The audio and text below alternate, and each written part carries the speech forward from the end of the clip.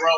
We all need a little culture, a little time away from burn-ass niggas and vultures. I tell you what you need to hear, not trying to insult you. I'm too old to kitchen, I gotta adult you. Listen, this shit is getting out of hand like phones in football. I normally put y'all in your fucking place.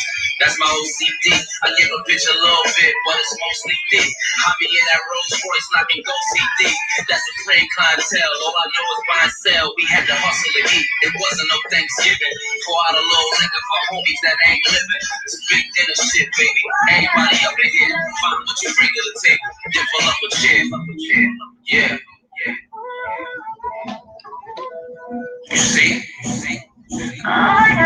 Without hope, it ain't nothing. I like this shit.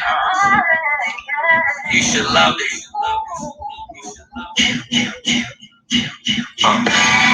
Let's finish the game, Billy. Do something and stop stalling. That's silly. All with it, just strong. That's Philly. Visible set F class. That's chilly. Life is short. That's fast. That's illy. When your whole crew got cash, that's Willie. To everybody living it up, you gotta feel me. And nah, I ain't giving it up. You gotta kill me. Whoever you look up to, ask. I'm a real G. As far as this rap shit go, I got a real G. Before being signed to a major, I had a real key. I ain't trying to play you. I'm trying to give you the real me. Almost 20 years in the game, and I'm still me. Niggas fear hearing my name. I got skills, be the boy, the girl, the weed. I got pills, be many other owners, you know, that's in the field, be. No license or registration, that's what it still be. Honors in your pocket, your heart, that's what it will be. From the hood, cop out, even if not guilty. Rich ain't good enough, nigga, I'm not filthy. I'm hardcore, rough and rugged, I'm not silky. Guns on the mattress, money is what it will be. This is the last supper here. Last time we break bread, so pull up a chair. Yeah.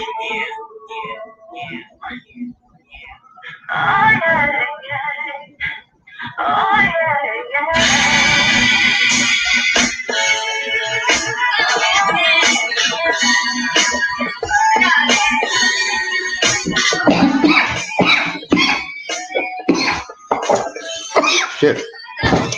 Put down the wrong pipe.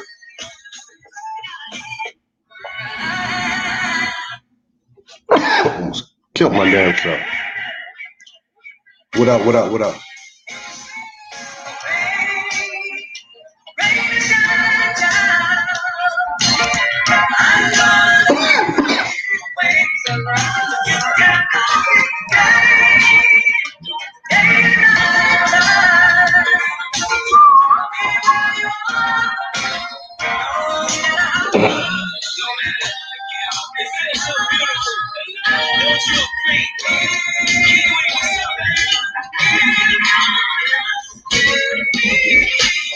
Now let's go. As soon as they hear the voice in the flow, they already know it's me. And I ain't even in the game, but as soon as something happens, who the first one they blame is me. This time you a lame. I'm in a group meeting. They took big from us. Now it's just Loach Bean. I'm the one they call on. Gotta see the family. If not, then it falls on. Who else? This is real talk. Funeral arrangements. Whoever put their paws on. Who be in a Wrangler? Off-road nigga with the roof and the doors gone. And who else be in the field? Front line till the war's gone.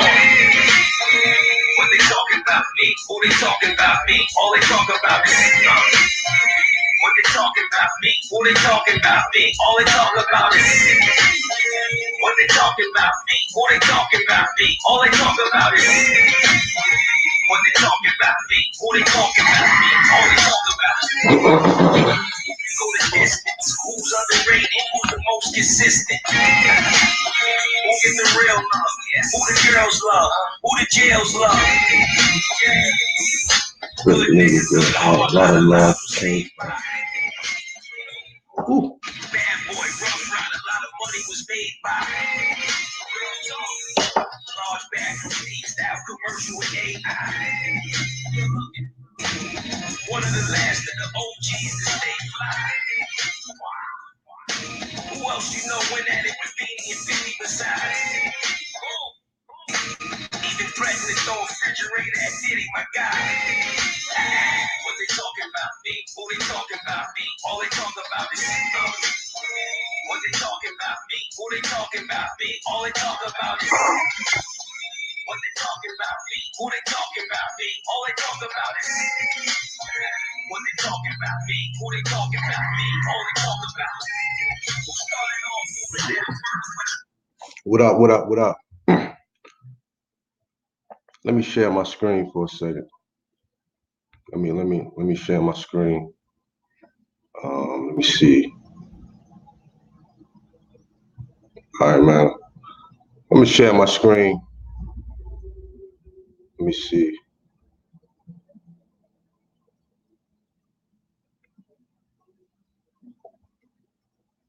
Hey, can y'all see my screen right now? Y'all press 1 if you can see my screen. Y'all press 1 if you can see my screen.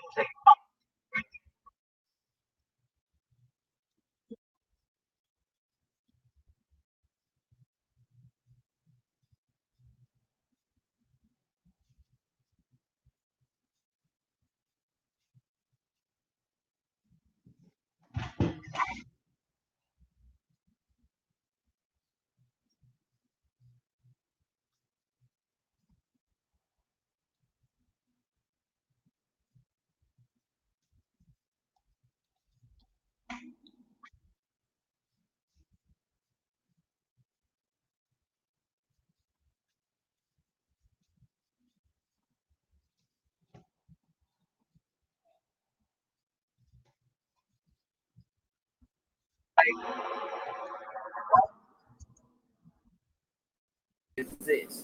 What I will say is this. This is why words mean things, and it's very important to establish what things actually mean, because especially when you're dealing with black people, because black people will take their emotions and make it mean what they want it to mean. That's why they take multiple words and they make it mean the same thing, because emotionally that's where they are. And that's really some low IQ shit, to keep it real with you. Because part of IQ is your ability to tap into your logic, your ability to use it. But whatever. Overall, my point is, so the point is, reason why I said that is because O'Shea, and I'm gonna talk about this nigga juice comment real quick.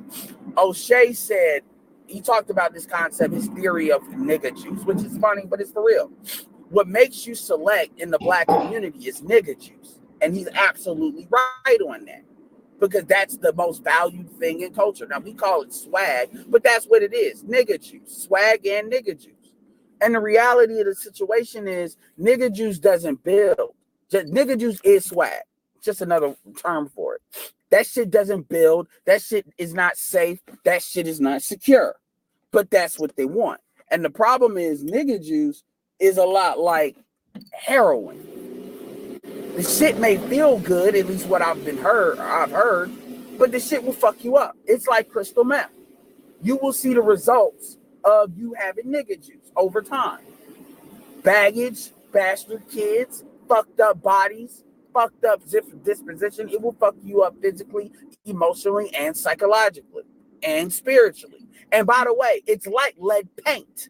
You're not fixing it. Once you have too much of it, it's over.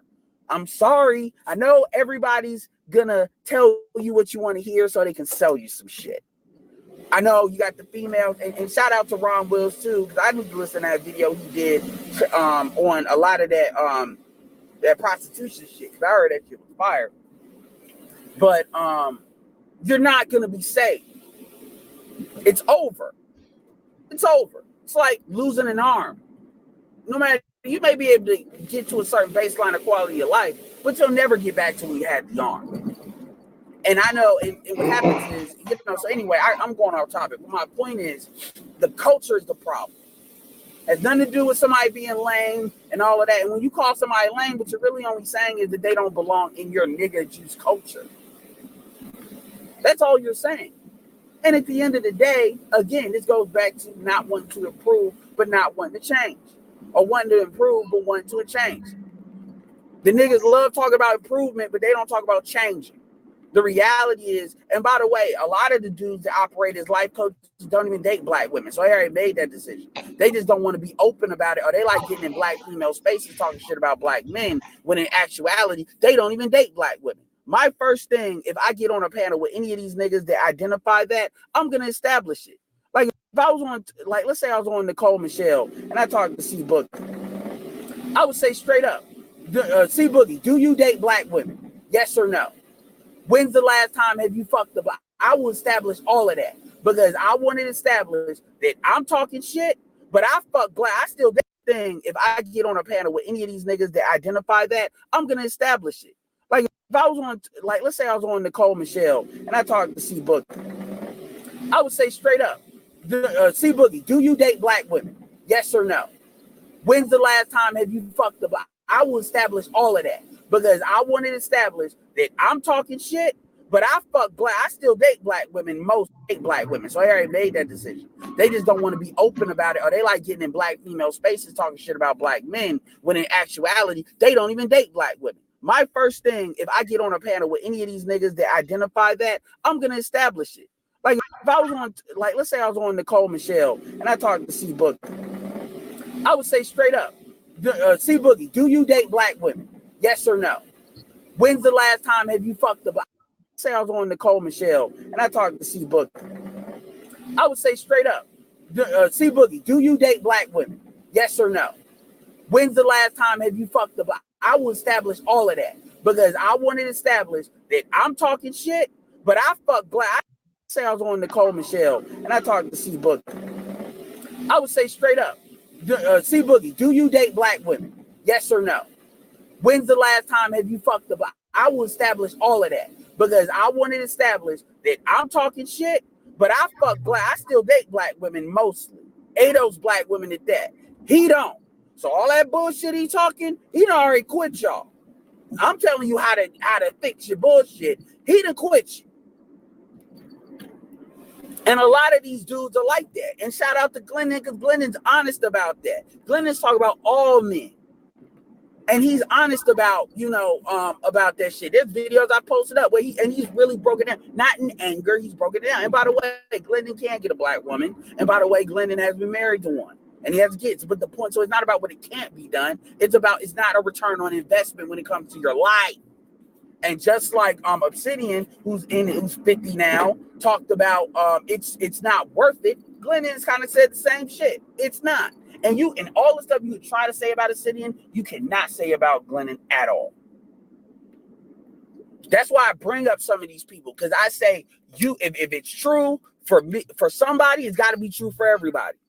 So if you say, well, the only reason motherfuckers are talking shit is because they can't get pussy, okay, you tell that to Minister Jab, because he talks more shit than anybody in this space with other black women. He said he's probably the furthest on that, including dudes that are SYSBM. Yet it's got to be valid for everything if that's what it's gonna be, because that's how they try to make it. If you're trying to invalidate an entire argument. But anyway, because I don't want to keep on going on and on. At the end of the day, like I said, SYSBM is a separatist movement, and my reason, because this is not everybody's reason. I'm not saying this is not most of SYSBM reason. I just want to be very clear about that. But I'm saying, as far as one of the reasons I support it, and I can still say I'm pro-black, at the end of the day, this is the only way that's going to solve the problem. It's just like how people say you got to raise gas and fossil fuels to be very, very high in order to get people to do more green. That's fucked up, but hey, they're not wrong. So at the end of the day, I'm telling you right now, and a lot of dudes think this way. A lot of dudes think that they know the only way to get out is to go further in. So what you're gonna have to do is, I'm telling you, any of these other dudes, Gab, whoever, you all need to say that, because you fuck what's already been done and done and done. When black men just need to, come to a conclusion. Black men just need to own the fact that they did what they did. I'm like, no, what black men? Because if we're talking about the black men or quote unquote the black women want, then as far as I'm concerned, then y'all need to go ahead. These black women need to make peace and practice polygamy with you all. You all create your own little select cult in black females. That's what y'all need to do, and let everybody else that quote unquote people want to call lame or whatever do what they do. But that's not what's trying to happen. What's trying to happen is you all are trying to keep other people from leaving something that does not value them anymore. And you all have no real other recourse but to shame and get mad at people for doing that. I'm like that. If these women are only sexually attracted to certain dudes, then the answer is not for black men to become superhero niggas in order to convince that black woman to heal. The answer is for black men to move on. And to realize, whatever, you're lame, you failed, you lost your women, you need to go try somewhere else. And for the dudes that are still sexually wanted or are still wanted, and when I say sexually wanted, that's important because that's the only real way a black female in America is going to cooperate your ass. Then y'all need to go ahead, triple up, quadruple up with these dudes, and y'all need to hold these dudes accountable to the ones that y'all fucking. If y'all go stay in the black community and the black women don't want to do that, then y'all need to go ahead and leave. Get you a white man, get you non-black man, and be happy. Real fucking talk. It's either solve it or shut the fuck up. That's really the way I'm on it. That's all it is. And when you're dealing with a separatist movement, they want to separate. There is no, well, y'all need to be shamed. No, it's over. And y'all don't understand that. And the problem is what you're trying to do is you think that by shaming these dudes, you're stopping other potential dudes from leaving. But again, these dudes are not leaving because of YouTube. Nobody's telling these dudes to leave. They're just leaving.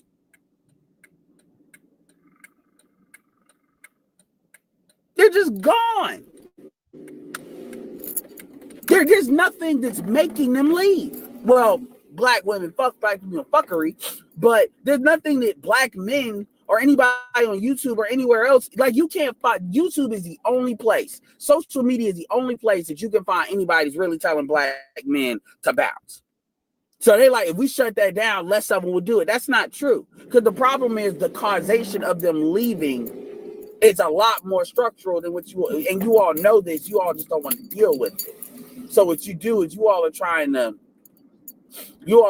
act like it's not a big deal, or people are making too big of a deal out of it, or whatever bullshit you're telling yourselves to try to make it like it's not as bad as it is, because you all don't, honestly, you don't see the light at the end of the tunnel when it comes to that chick changing. And again, so anyway, I just wanted to put that out there. Yeah, I'm about to go. I watched this game. I don't know who won or who didn't.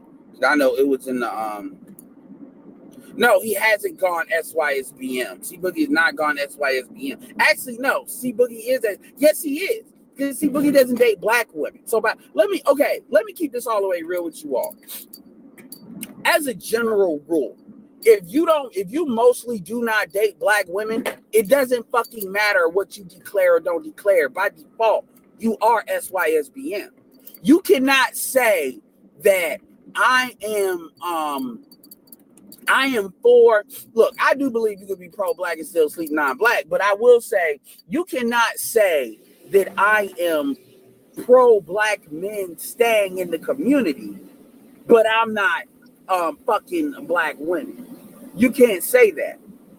You got, when it comes to the sex argument of the area of activity, you've ceded that argument. You can contribute in other ways, but you have ceded that argument.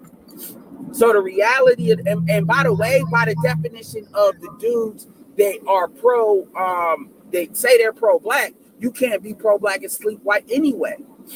So most dudes, so everybody said that. So by definition, it doesn't matter. So I'm not trying to talk about C Boogie, but C Boogie has a biracial child. So by definition, he is SYSBM. By definition. By default. Doesn't matter if he talks about these dudes. That's what a lot of you dudes are not understanding.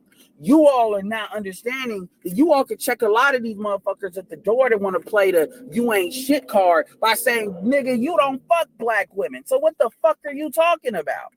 And you all, and I'm not about outing people. You all need to make these motherfuckers answer that.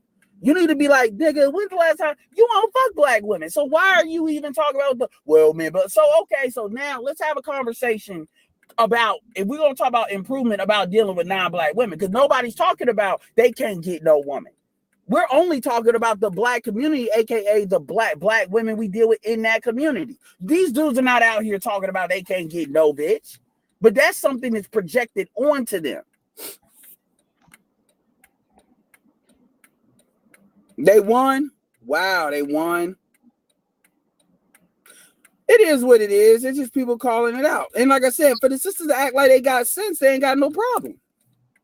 Anyway, I just wanted to put that out there for a good 30 minutes for you.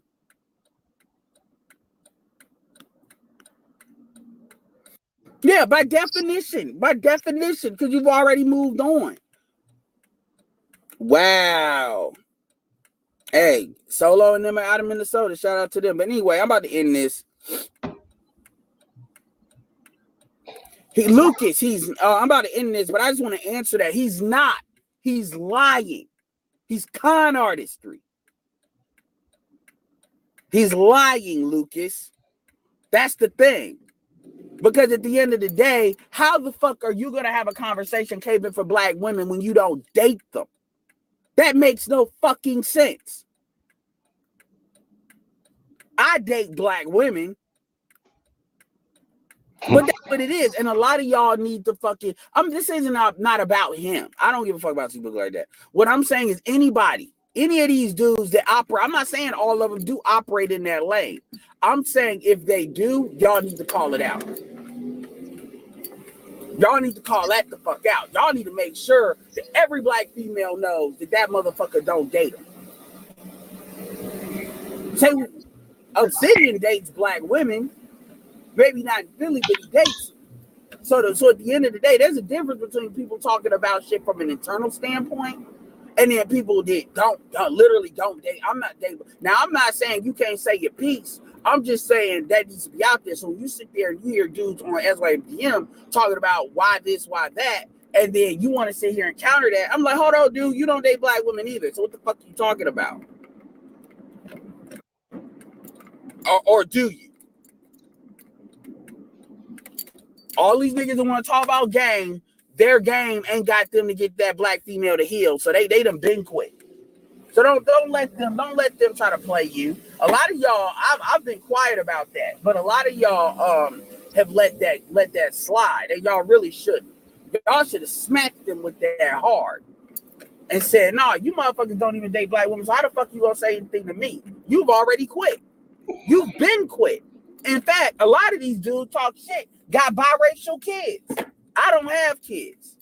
A lot of y'all don't have kids. So regardless of what the fuck y'all talking about, y'all can fuck up 100 different non-black women. If you have kids with a black woman, none of that shit matters.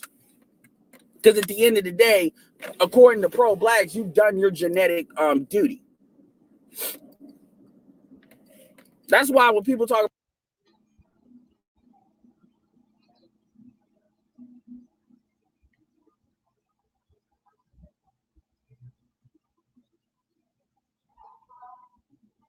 All right.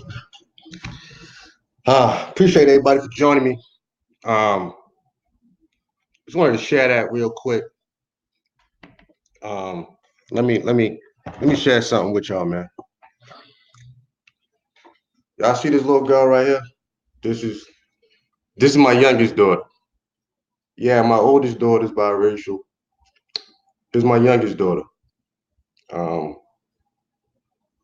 So when guys jump out the window and don't know what they're talking about, this is how things get started. She's all black. Her mom's black. Her dad is black. My oldest daughter from my marriage, her mom was white. I got a picture of her too, but I put it up in actually one of my videos. I don't feel like getting up and going to go get it. But yeah, this is my youngest daughter. Her name is Riley. Beautiful little girl. She bigger now. It's a picture when she was a baby. You did. Love this little girl, man. Real talk. If anybody know what makes me feel like a man, it's when I hold this little girl on my arm and she look at me with nothing but love. You dig? So anyway, let's the nerve of these niggas, man. So I heard that this morning. And look, you know what I mean, just to be fair, you know, I ain't got no problem with Edward Anderson. Never had a problem with Edward Anderson. Here's the issue with Edward, man. Edward Anderson keeps people name in his mouth. Pause, no homo. Edward Anderson keeps mentioning people names. And see, what happens is when people swing back at Edward Anderson, you know, with the obvious rebuttals, then all of a sudden he gets triggered and he gets mad. And then he got his little, you know, crew or whatever that tried to defend him. You know what I mean? But the point is this. If I was giving Edward Anderson some advice, if I really was a so-called friend, I would tell Edward Anderson, yo, man, you got to stop mentioning people's names, man, if you don't want the backlash coming back at you. When Edward Anderson got into it with Taz, you know, and he told Taz, I know you want to fuck and all that shit. And people was laughing at that shit for about a week. Yo, the point is, you know, he was embarrassed by that.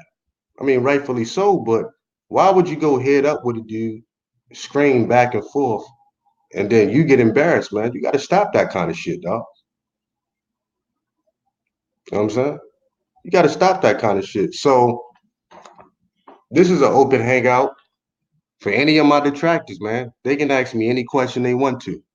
I mean, anybody, name the name, they can come on. You know, one of y'all reach out to Edward. I already reached out to Edward. I sent him a message.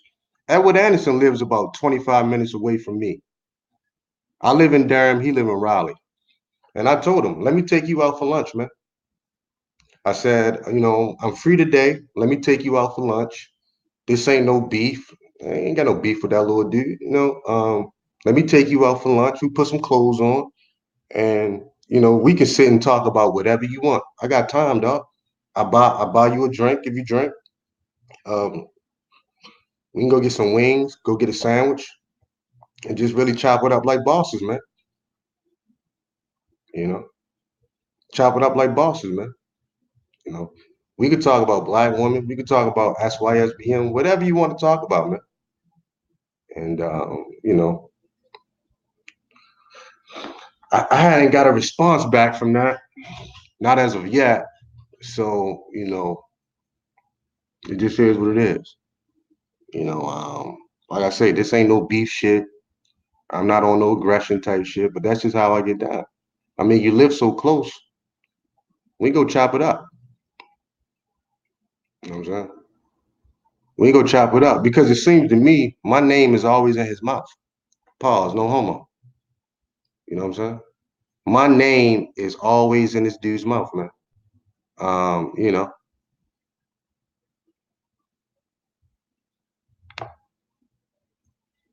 you did.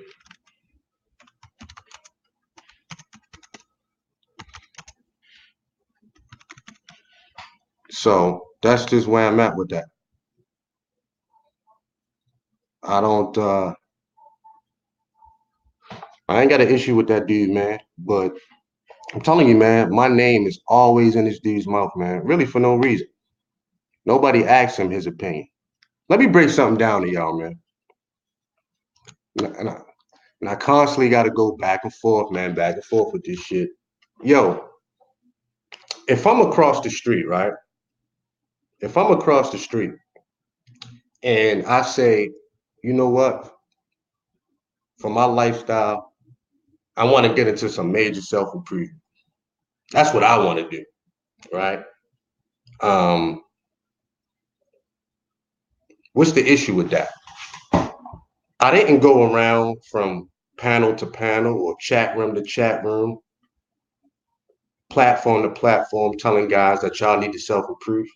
Now, if you are constantly watching my content, then that's your problem. You shouldn't even watch it, man. You know what I'm saying? But if I'm ever on anybody's panel, whatever they talking about that day, that's what I talk about. I don't go around from panel to panel talking about, hey man, you need to self-improve. You need to do this. You need to do that. Nah, man, I don't do that kind of shit, man. You know what I mean? If I want to self-improve for me, and self-improvement is many things. See, what goes on is a lot of people see me in the gym. You know what I mean? A lot of people see me working out or whatever, and they draw inference from that. Like, oh, this is what he's only about. That's only, a fraction of it, dog. Um, Self-improvement is going to be different for every guy. For every guy, for every guy.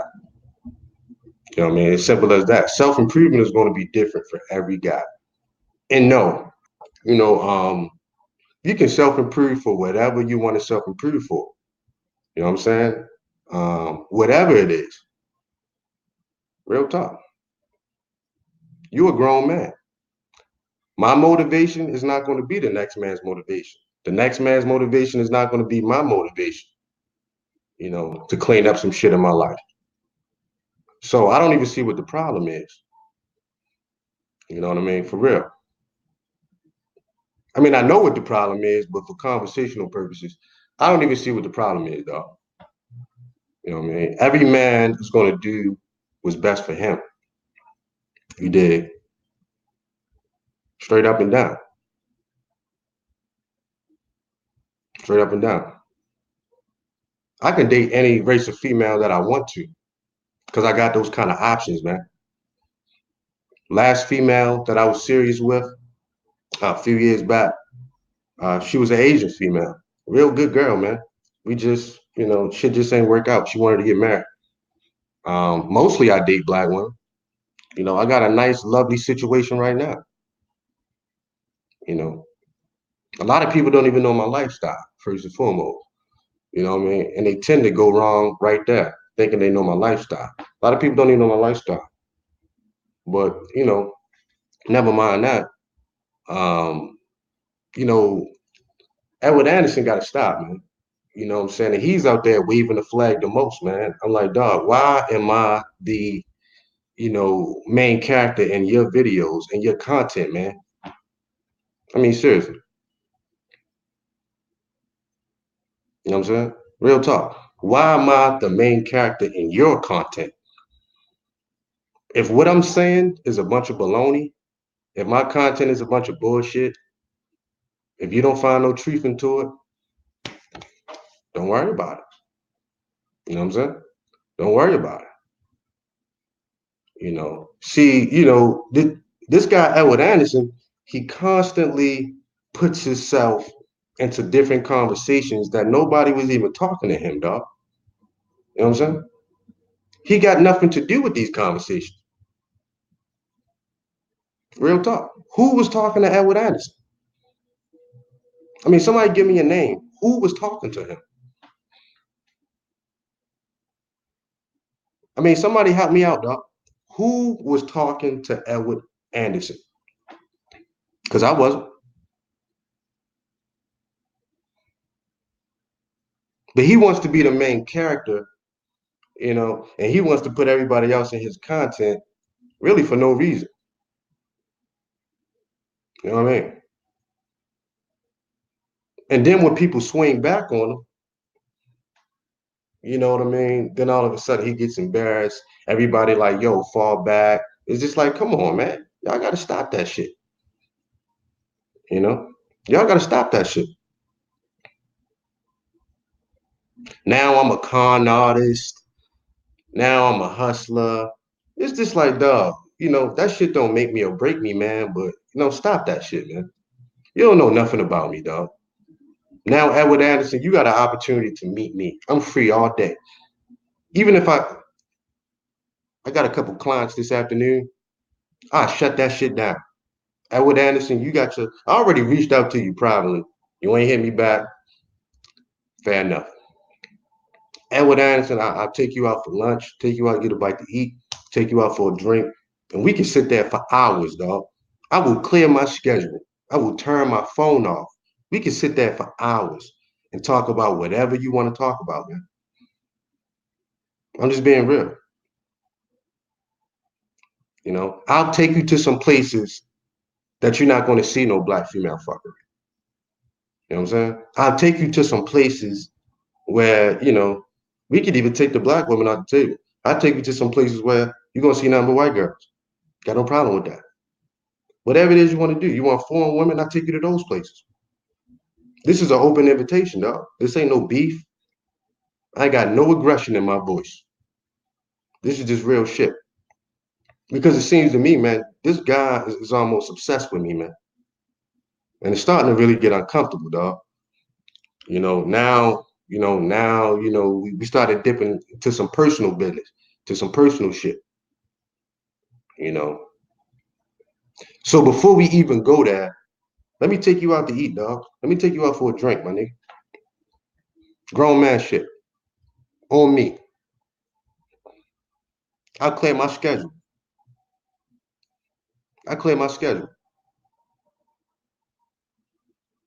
I will clear my schedule. Can't make it today, we do it tomorrow. Can't do it tomorrow. You pick the day, dog. You pick the day, homie.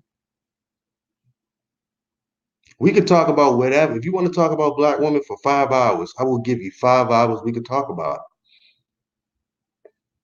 it. I don't know what that's going to change, but I'll give you that opportunity.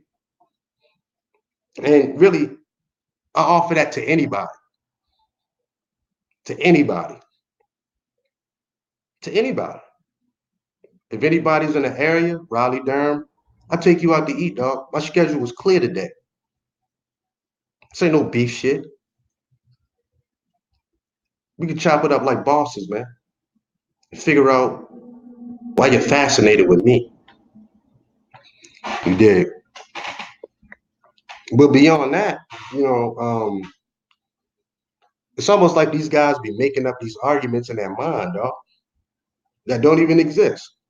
Well, see, Boogie said that, and see, Boogie said, that you can self-improve your way up out of this.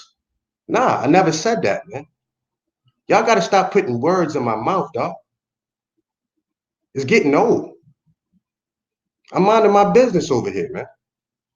I'm not bothering anybody.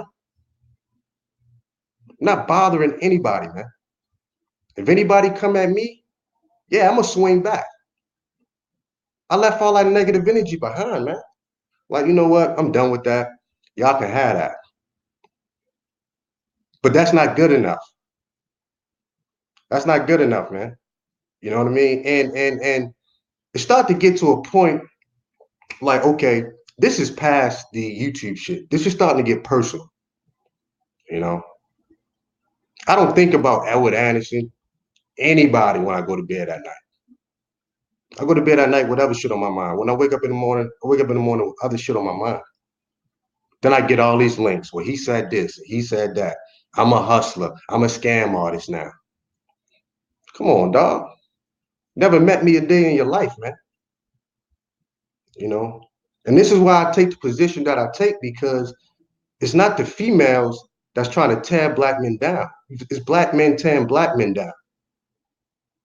If C Boogie want to self-improve until I die, let me do that. Let me do that. I'm not bothering nobody. I don't go to anybody else's platform saying that y'all need to self-improve. But if you come to my platform, if you come to my house and I'm making chicken, I'm gonna ask you, do you want a plate? It's that simple, man. It's just that simple. Why is this such a complicated thing? I never disagreed with dudes of what they said about black women. I called out the hypocrisy. There's a difference, man. Nobody want to address that. So I said, I'm done. I'm done with all that. I wash my hands. Y'all can have it. Y'all can dedicate your life to that, man. I've seen too much hypocrisy.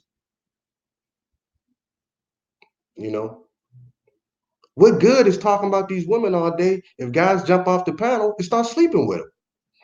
I'm like, damn, man, it makes no sense. And because I'm a guy that think before I talk, I'm not going to scream. I'm not going to call a bunch of women out their name and shit. I don't rock like that, man. I got other ways on how I handle people, man.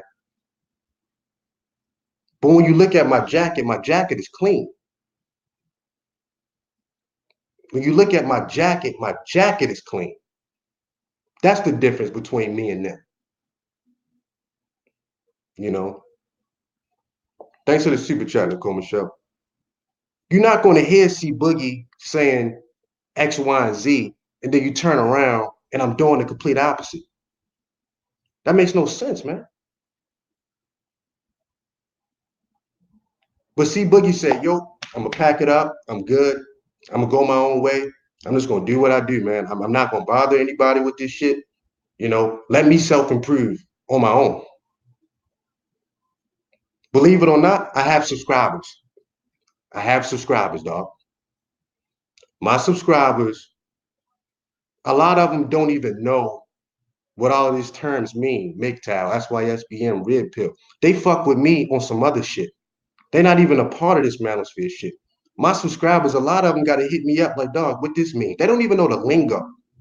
And a lot of these guys are going to be the ones that's in DC, February the 8th.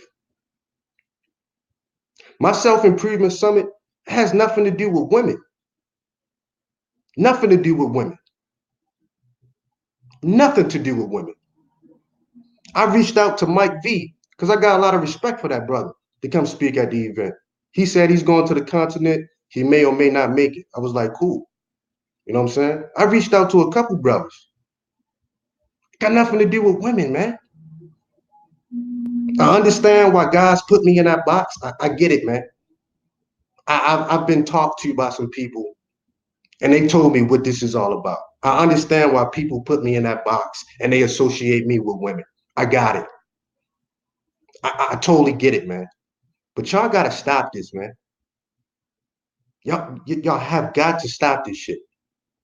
Putting words in my mouth, man. I don't have to scream and say, bitch, you ain't shit.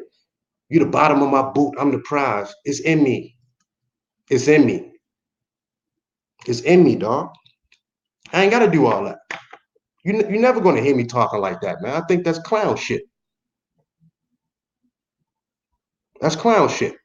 But if y'all see how I operate around women, which y'all can see February the 8th, if you happen to be in DC, dog, I'm the same person. Ain't no chinks in my armor, man. My jacket is clean. You know? Yes, see, Boogie has a biracial child. This little girl right here is black, man. Edward Anderson don't know what he's talking about. This little girl in this picture, her mother's black and her father's black. And her dad is holding her. What the fuck is Edward Anderson talking about, man? It makes no sense, man. I mean, get your facts right, man, before you put this shit out there in the universe, dog. Just being real. Don't know what they're talking about. You want to associate me with women? Cool, fine. Whatever, dog. But you don't watch my content. I got a balanced array of content. If you ask me, my content is pretty balanced, dog. You know what I'm saying? It's pretty balanced. Real talk. Just being honest. But guys don't watch my content. Or they watch what they want. It is what it is. Most guys don't even catch every video that I drop. Don't even know what I'm about, dog. Never met me, never been around. You did? So I say all that to say this, man.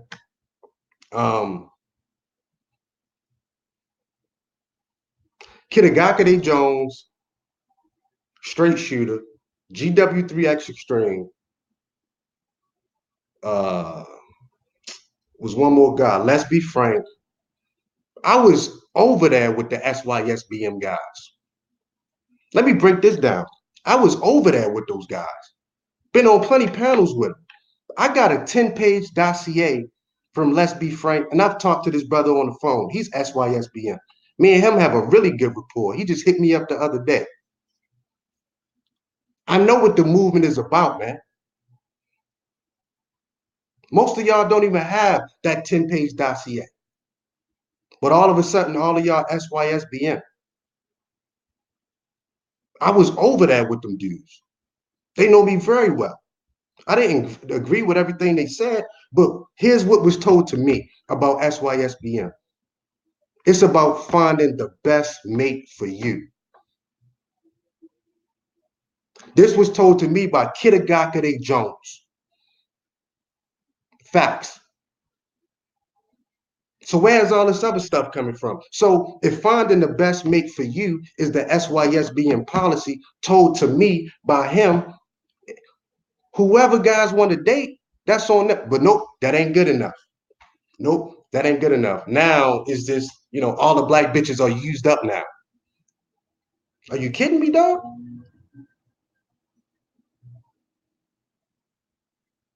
Come on. It's a Yo, man. Shit gotta stop, man. I was over there with the S. I just talked to Let's Be Frank. He's one of the guys putting a lot of this shit down on paper. But a lot of y'all don't even get that stuff. Now all of a sudden, all of y'all SYSBM. Come on, man. Some of y'all was Patreons to Ron Wills. I'm just being real. Now all of a sudden, it's some kind of static with him. How do you go from being a Patreon to a guy to, you just hating him? Patreon to ARC. You did. Come on, man. Where did all this energy come from? Just being real. Where did all this energy come from all of a sudden? You went from donating to a brother to all of a sudden. I mean, I know where it came from. This is just for conversational purposes, man. And the same guys that don't like Ron Wills, I've seen these dudes on panels with Sinful to P. And I ain't got no problem with Sinful. Sinful is in the lifestyle. Self-confessed. But they don't say nothing to Sinful to P. And we all know his lifestyle. So to me, there are other components working here, man. There are other components working here. You don't have a problem with Sinful, but you got a problem with Ron. Or you got a problem with Boogie. You dig? Only thing I said about SYSBM is black men been leaving. Where y'all been? Black men been traveling. Where y'all been at? This is not a new phenomenon, man. I can care less. I like to travel myself, man. What's come on, dog. Yo, we gotta do better, man. We gotta do better. We gotta do better. Excuse me. You know, I've heard guys on panels 6, 7 deep trying to critique Alan Roger Carey's book. Only 2 of them read the fucking book. This is the kind of shit that passes around here, man. And this is why I was like, man, I'm done with that. Like, I mean, at least if you're gonna do that, be honest, man. Just say you don't like the motherfucker. Just say you don't like him, man. But you ain't even read the book. How can you critique it? I read Mode 1. Read it twice. I understand what it's about. Come on, man. You gotta do better than this, man. You gotta do better. Straight up, man. So now see Boogie gotta be checked. Once again, I reached out to Edward Anderson.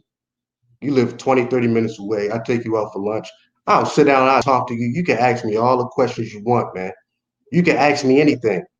Really take your time to get to know what I'm about. Know my story. But don't get out here and tell nobody I'm a hustler.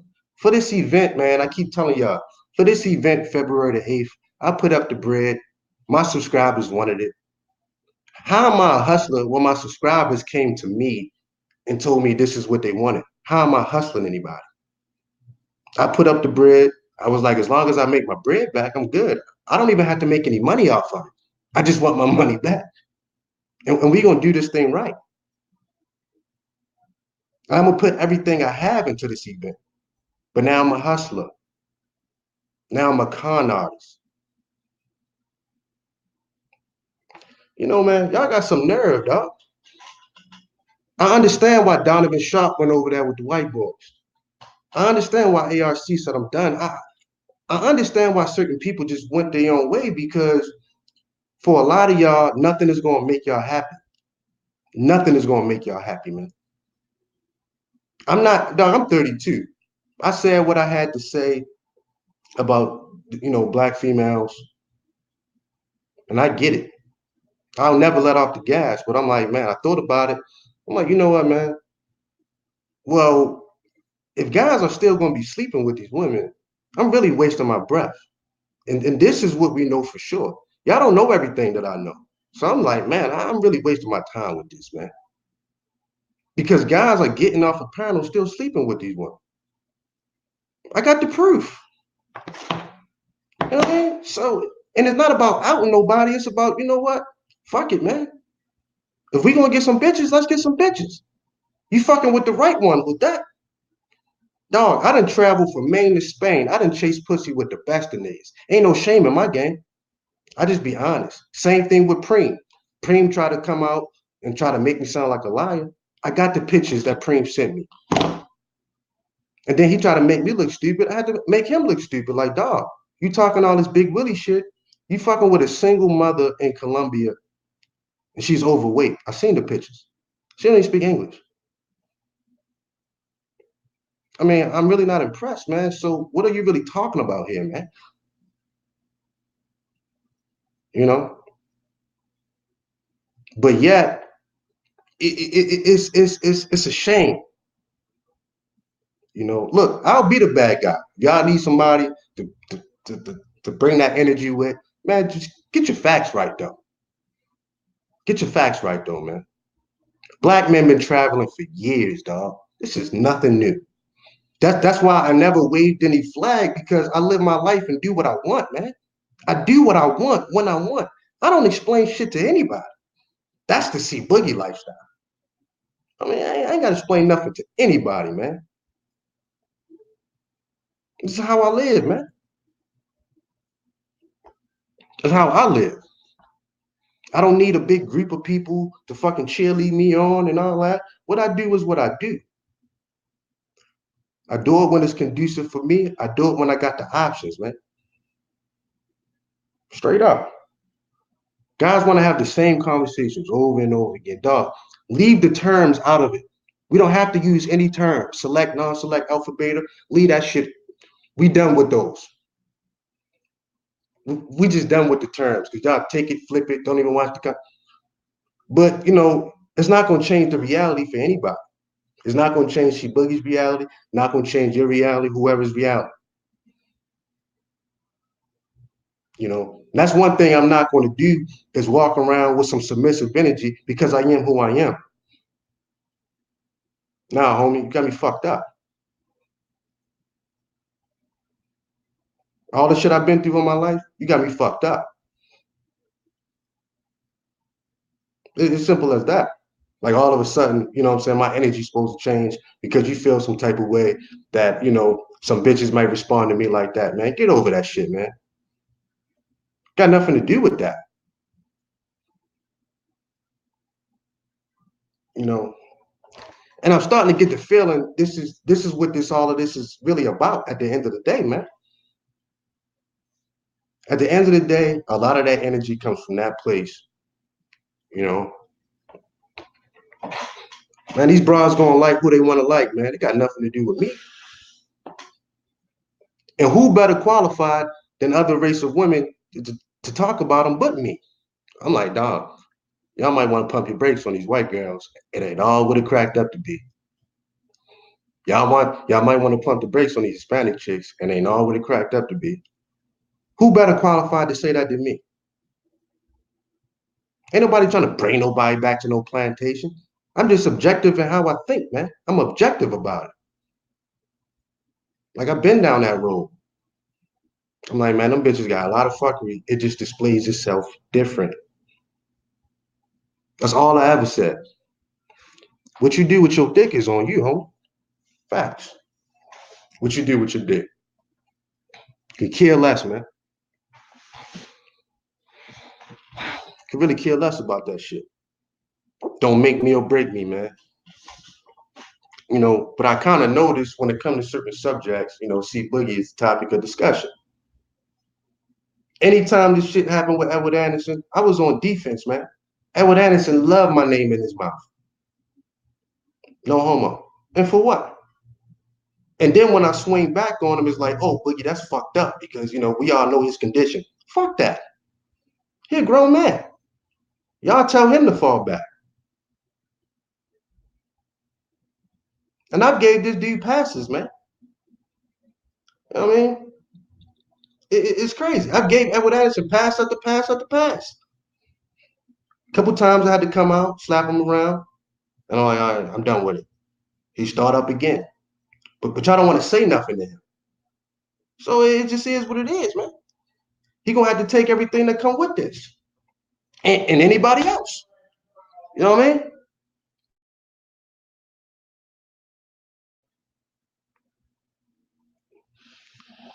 I'm not aggressive right now. I'm just speaking just from a real place, man.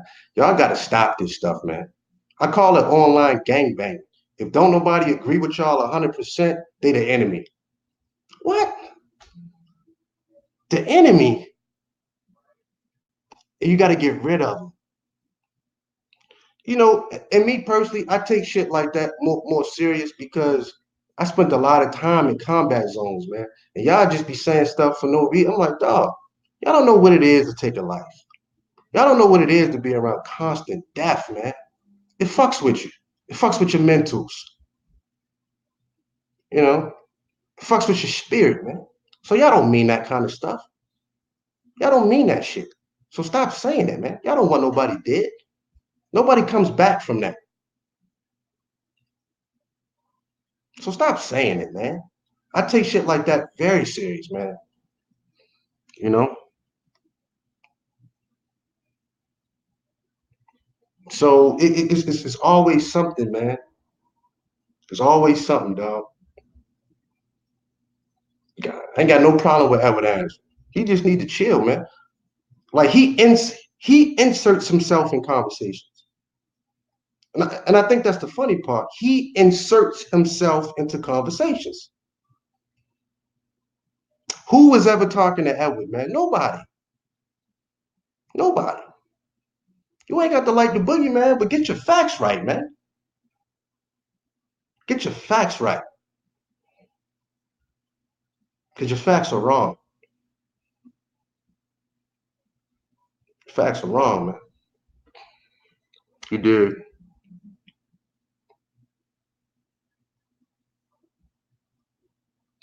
How I talk about women is how I deal with them in real life.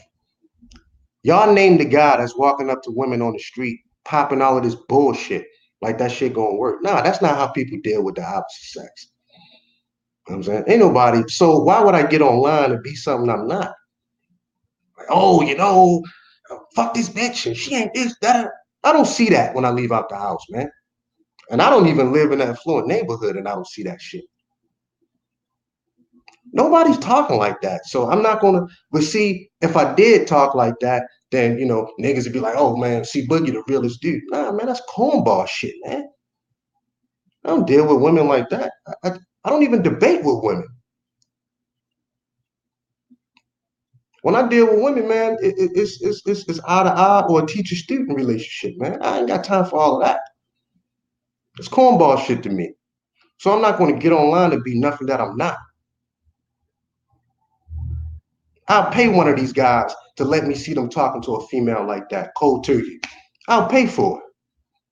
I will literally come out my pocket and pay. And just sit back like a fly on the wall, like, wow, that was impressive. Because it doesn't happen. You know what I mean? Y'all don't even know what a simp is. Don't even know my lifestyle, and that's for damn sure. So, once again, man, it's an open panel for anybody that want to get on here, man. And this ain't even nothing like that, man. For anybody that want to, if there's anybody that got a grievance, anything to say about self-improvement, about how the boogeyman rolling and my con artist, you got any questions about my marriage, my children, whatever, you can ask the questions. But I want this to be put to bed, man. This year just got started, man. I got a lot of lovely things popping this year. You know, I don't need nobody trying to assassinate my character. I don't, man. Not my character, man. I'm like, nah, man. I worked hard for that. I worked hard for them stripes on that jacket, man.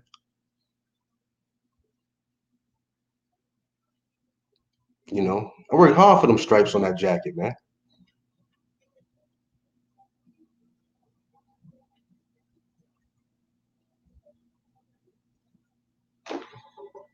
On the real.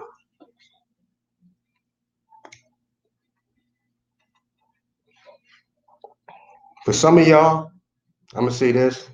How long I've been on, man? I've been on over an hour. For some of y'all, man, I'm gonna be honest. Nothing gonna make y'all happy, man. Nothing gonna make y'all happy, dog. I seen a guy, black man, on a panel that was married, and guys called him a simp. I said, I'm done. What do y'all want? Y'all talk about the black family is dead. You got a black man with a wife and children, but he's a simp. I mean, you can't win for losing, man. Like you can't win for losing, dog. I thought all of this was about community. I thought all of this was about, but it's not. I thought the black community is done, man. But you got black men that are married that get called simps. I don't talk like that.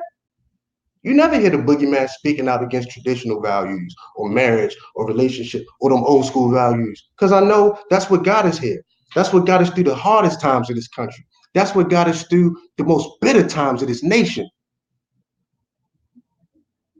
All of a sudden, I'm going to speak out against it because things ain't work out for me. I'm not going to do that. There's people out there with very successful marriages. And shout out to them.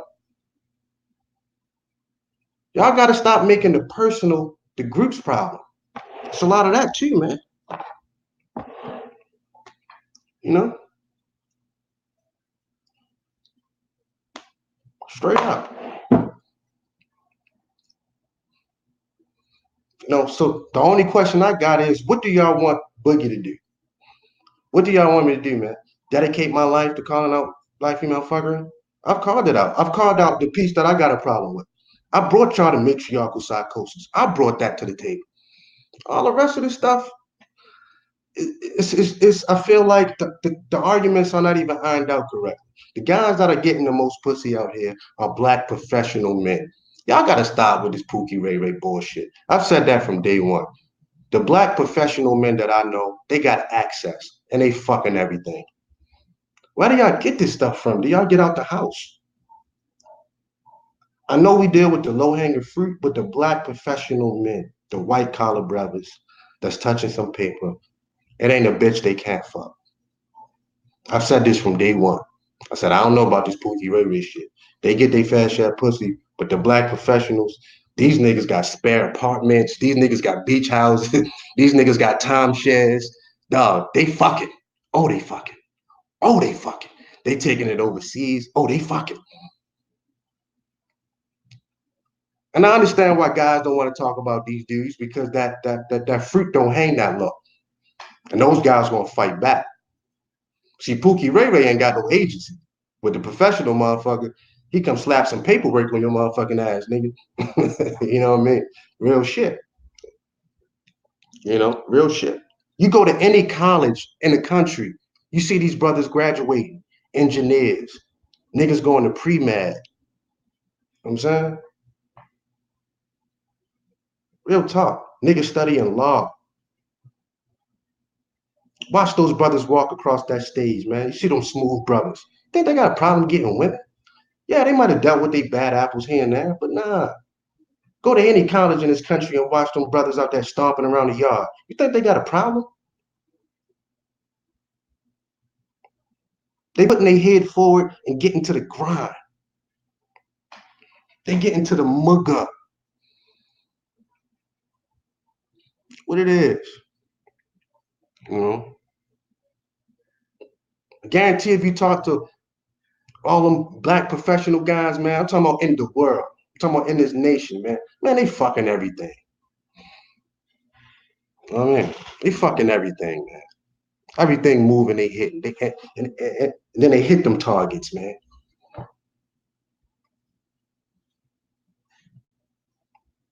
You're not gonna get no pussy when you're broke. Sorry. I mean, you'll get some pussy, but it's not the pussy you want. Be honest.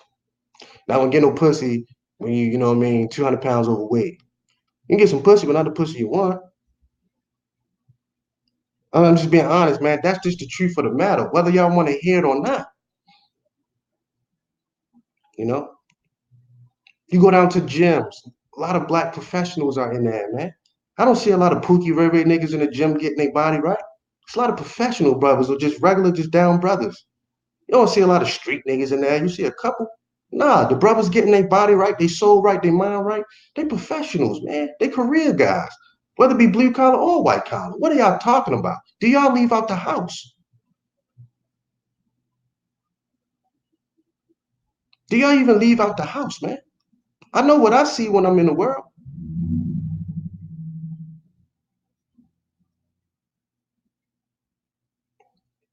Anyway, that's everything I had to say with that, man. I just think some of this stuff, man, me personally, I'm just over it, man. And I think that now I've kind of just, I officially just announced I'm just doing my own thing. Like I'm kind of off of that. And the reason that I'm off of it, let me make this clear, is because of the hypocrisy. Nothing else. It's because of the hypocrisy.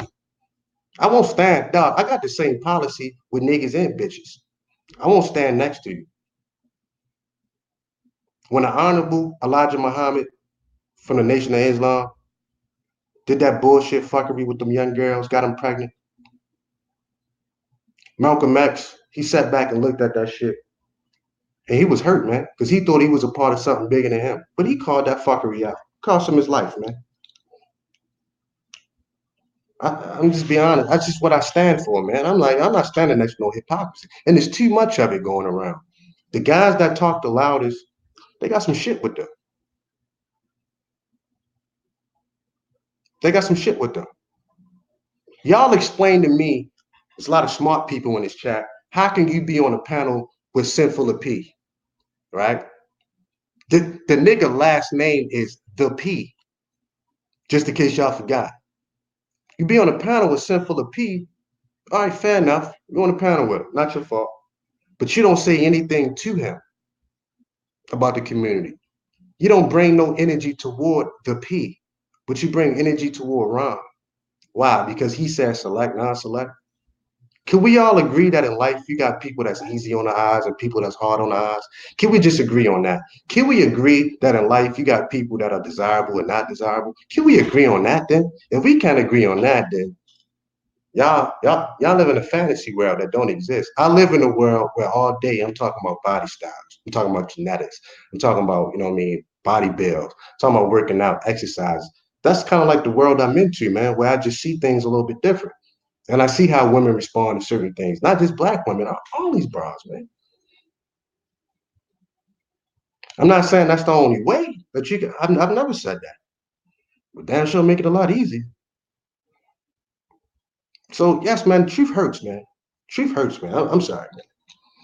Truth, truth ain't fucking easy, man. Anyway, y'all can have that. That ain't even what I'm mad at, though. But let me say this before I drop this link, because I'm gonna give this a little bit more time, and I'm gonna finish on my day.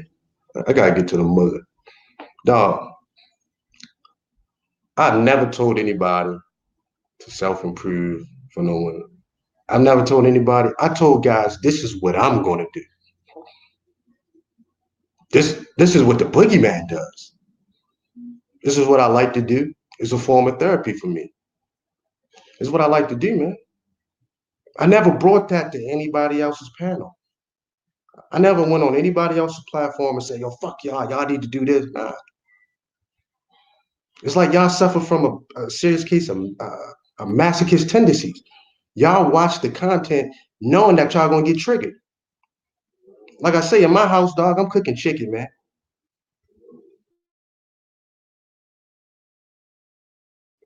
You know what I'm saying? I'm cooking chicken, man.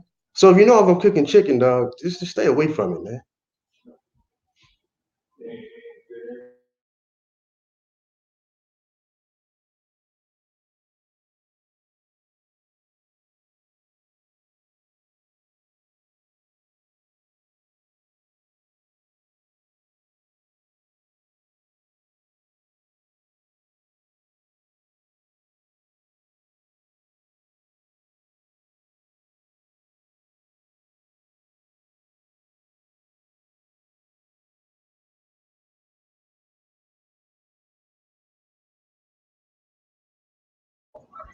Anyway, man, I'm gonna drop this link, man, for anybody that want to get on. Y'all can ask me anything y'all want. We can get into anything y'all want to get into. But like I say, eh, stop putting words in my mouth, man.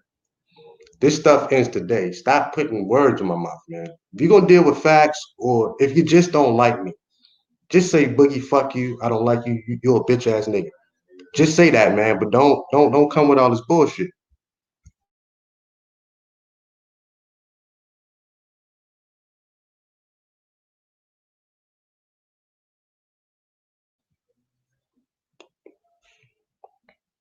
I'll drop the link. If not, I'm off to the mugger. I'm off to the mugger.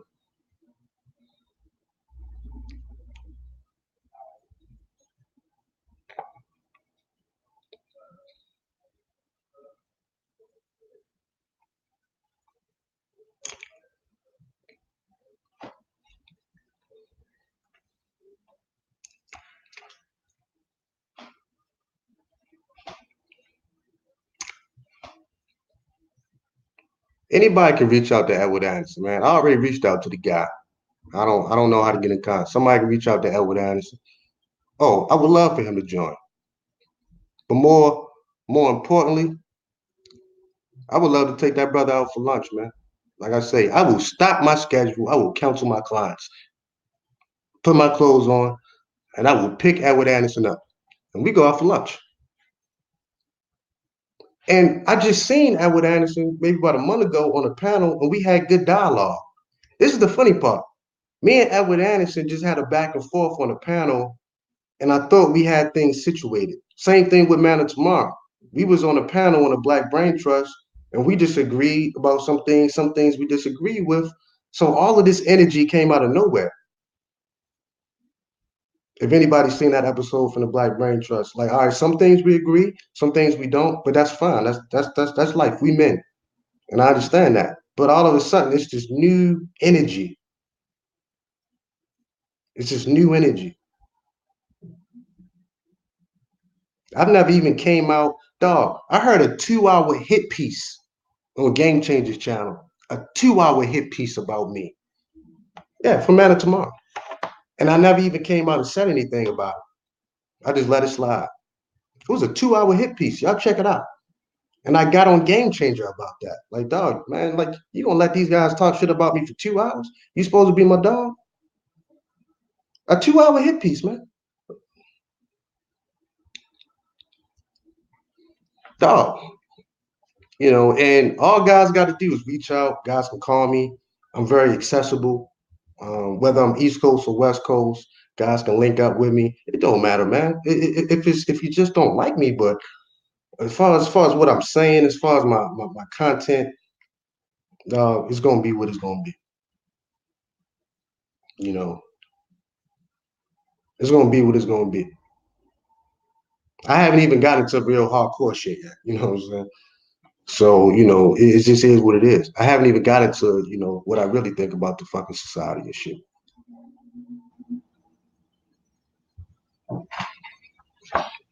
Straight out, man. So I dropped the link one more time, man. If anybody want to come on, don't nobody want to come on, man. I'm just gonna dead this shit, man. Cause it's really no big deal, man. Like I say, man, get your facts right, homie. Just get your facts right, man. It's almost. Let me tell y'all while I stopped doing panels.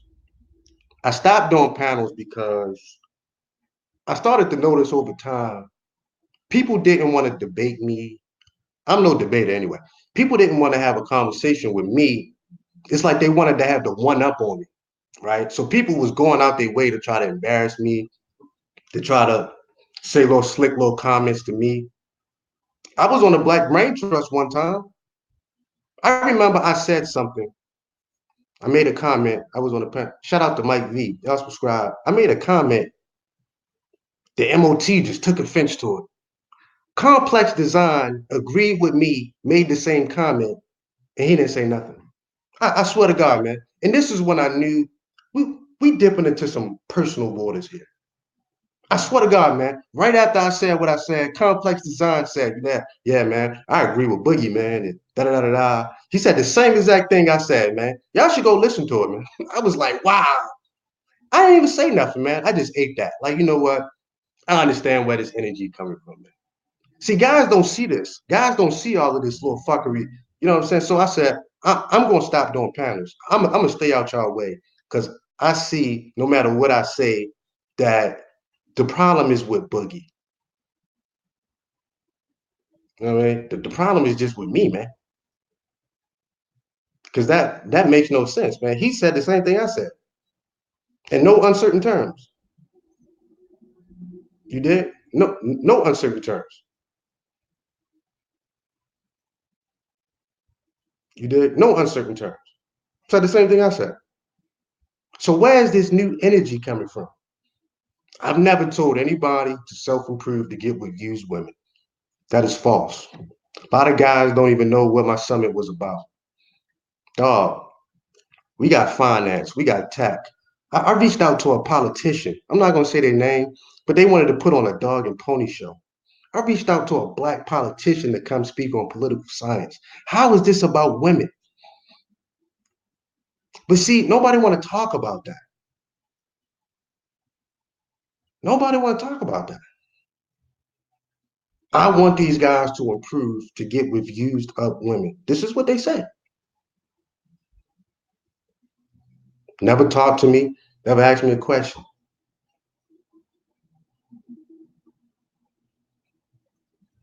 This is what they say. All you got to do is inquire about the details.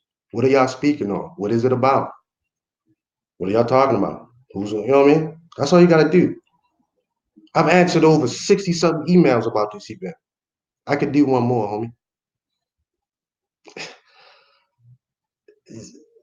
Come on, man. Come on, man.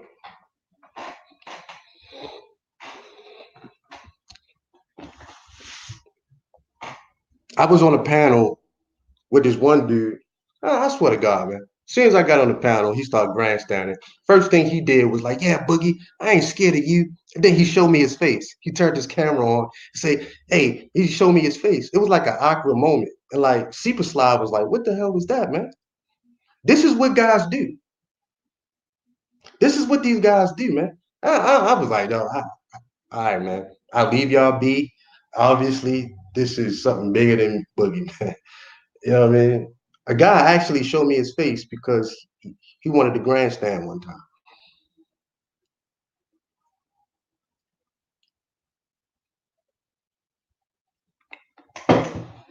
I don't know, man. I think once again, man, some of y'all really need help within yourselves, man. Y'all got to deal with yourselves before y'all be out here trying to straighten out these women. I'm just being real. There's no excuse for a brother to do that.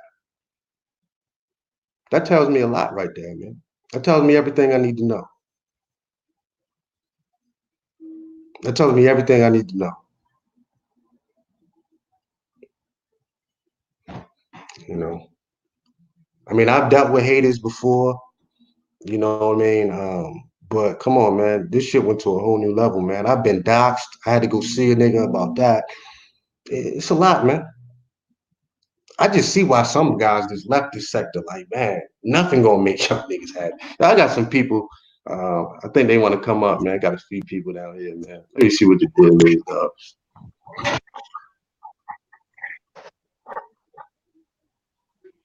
Hey, what's up, man? What's going on, Suzuki? Hey, what's up, homie? What's up with you, man? Oh, nothing much. Yeah, I I knew you had an issue with Obsidian, and I didn't know you had an issue with MOT. It did that I, come I, from? I, I, but I don't have an issue with MOT. I don't, man. Well, Last time I checked, me I and him mean, was he has cool. an issue. I mean, he has an issue with you. So I'm curious because I'm like, did this come from when you start talking about the self improvement, or did that come after that? When he has an issue when he started having issues with you? I don't know, man. Everything was quiet until I announced my event in DC. I'm just being honest. I'm just being honest, man. Everything was quiet until I announced the event in DC. I mean, because me and him spoke. Me and MOT spoke, man. We spoke on the Black Brain Trust, and we ironed it out. Some things we agree, some things we don't. I never spoke out against MOT, not one time. And I'm not going to do it. I'm not going to speak out against that brother. Got a lot of respect for that brother. But you know what? I'm going to tell you what I'm not going to do. I ain't going to tuck my tail from nobody. I invite MOT out for lunch too, man. We chop it up like bosses, man, like men. I mean, if it's all of this. So my thing is this, man. I don't. The only reason I'm speaking out against Edward because my name stay in his mouth. Pause. No homo. My name stay in his mouth, man. I'm like, what is your fascination with me? I didn't tell. Yo, man. Y'all can't name one time that I told black men, "Oh, come back to the community. Y'all stay in the community." I've never spoke like that. I've never spoke like that. You can't name one time that I've talked like that. I don't give a fuck what y'all do with y'all penis, man. But what I called out was hypocrisy. And I know a lot of people didn't like it. Yeah, yeah, and I understand that because I see it myself. And you guys talk about these females, but yet you still want to bang these females. You say you don't want to deal with single mothers, but you still want to have sex with them. I mean, so what's the point? Like for me, I don't. If I don't want to deal with single mothers, I just don't deal with them. Period. Sex or otherwise, I just don't deal with them. But if you're gonna talk about them and still sleep with them, then to me that's a hypocritical thing, and you're setting yourself up for trouble. But I mean, even beyond that, dog, here's what was going on. It was guys, and this is facts, man. It was guys hitting me up behind the scenes, like, yeah, Boogie, I'm working out, I'm getting my body right, I'm losing weight. The women sending me choosing signals. It was guys out there doing this in the background, at least two or three, maybe even more. But I'm talking about name brand dudes that y'all may know their names. And I was like, all right, cool, homie. But then they would get on panels and shit on me. But I'm like, dog, I got the texts, I got the emails on my phone. Like, you telling me that women give you choosing signals now, but yet when you get on panels, you some kind of dom nigga. And that's not even your lifestyle. So that's what I mean by hypocrisy, man. A lot of guys are just plain on lying and shit. They just lying, dog. They just lying for the sake of lying to be cool in some group. And I'm like, man, y'all got to stop this, man. Um, because y'all forgetting that I got the proof. I got the pictures that Preem sent me, man. But yet he tried to act like, Preem is a liar. And along with a bunch of other guys, man, I had to come on here and slap around. I'm like, yo, y'all are forgetting what y'all tell me, man. And I don't be busting people out, but damn, y'all niggas gonna try to embarrass the God and act like y'all didn't forget what y'all told me. So I'm just past all this, man. I'm like, y'all gotta work this thing out within y'all ranks. Cause y'all ranks are fucked up right now. Y'all don't know what y'all want to do. Y'all don't know what y'all want to do. I've never waved a flag. You never heard me say I'm anything. I'm on the side of right and wrong. I'm on the side that I see. I've never waved a flag, but I've supported guys that did. I used to be up there with them SYSBM dudes. Kitagakade, straight shooter. Let's be frank. Paul Bryan was up there. I remember Nagone was up there. GW3X, a few other guys. I was up there with them cats, man. Facts. Facts. All on the panels, all in the chat rooms. That was me. And I didn't agree with everything, but I was like, shit, these just like some cool brothers. I just thought they was cool brothers. That was it. I just thought they was cool brothers that I actually liked. Me and Frank cool to the day, so I'm like, shit, I ain't gotta agree, but y'all cool with me. You know what I'm saying? So, boy, man. My thing is,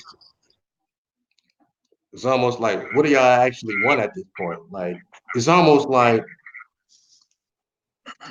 I'm just looking for some level of transparency. Like, y'all want Boogie to say this, y'all want Boogie to say that, y'all want like, nah, man, I said everything I had to say. It's like, I moved on, and y'all don't even know what y'all want. If y'all gonna shit on guys for being married, I can't be a part of that group. Like, y'all shitting on traditional values. I thought that's what y'all wanted. It's almost like they are at war with every single black female. It's no such thing as an exceptional black woman. I'm starting to recognize that by what these guys do. How can you shit on a man for being married? And he's just saying he got a good wife. I've heard this with my own eyes, man. I'm just disgusted with these cats, man. You know what I mean? I'm just disgusted with it. Hey, yo, what's up, fellas? What's up, C Boogie? You can hear me, bro? Yeah, what's up, dog? I'm chilling, man. Yo, what's happening, man? Hey, I'm kind of new to YouTube, man. I ain't been around that long, and I'm gonna be honest, man. I heard about your channel from a nigga hating on you out his mouth. I was just hearing people chatting about you, see Boogie. So I typed it in, and I went and looked up your content. And when I found you, I was like, damn, dude, sound like a dude I grew up with. He makes sense because I was new to this whole YouTube thing, man. And this is why I'm confused at, man, because these guys, their whole point is the guys who are your distractors. They're all about the betterment of a black man. I feel like you don't do nobody on this bitch do a better job than you giving black men confidence, telling them to improve and do better, make money, take care of your body, take care of your mental health.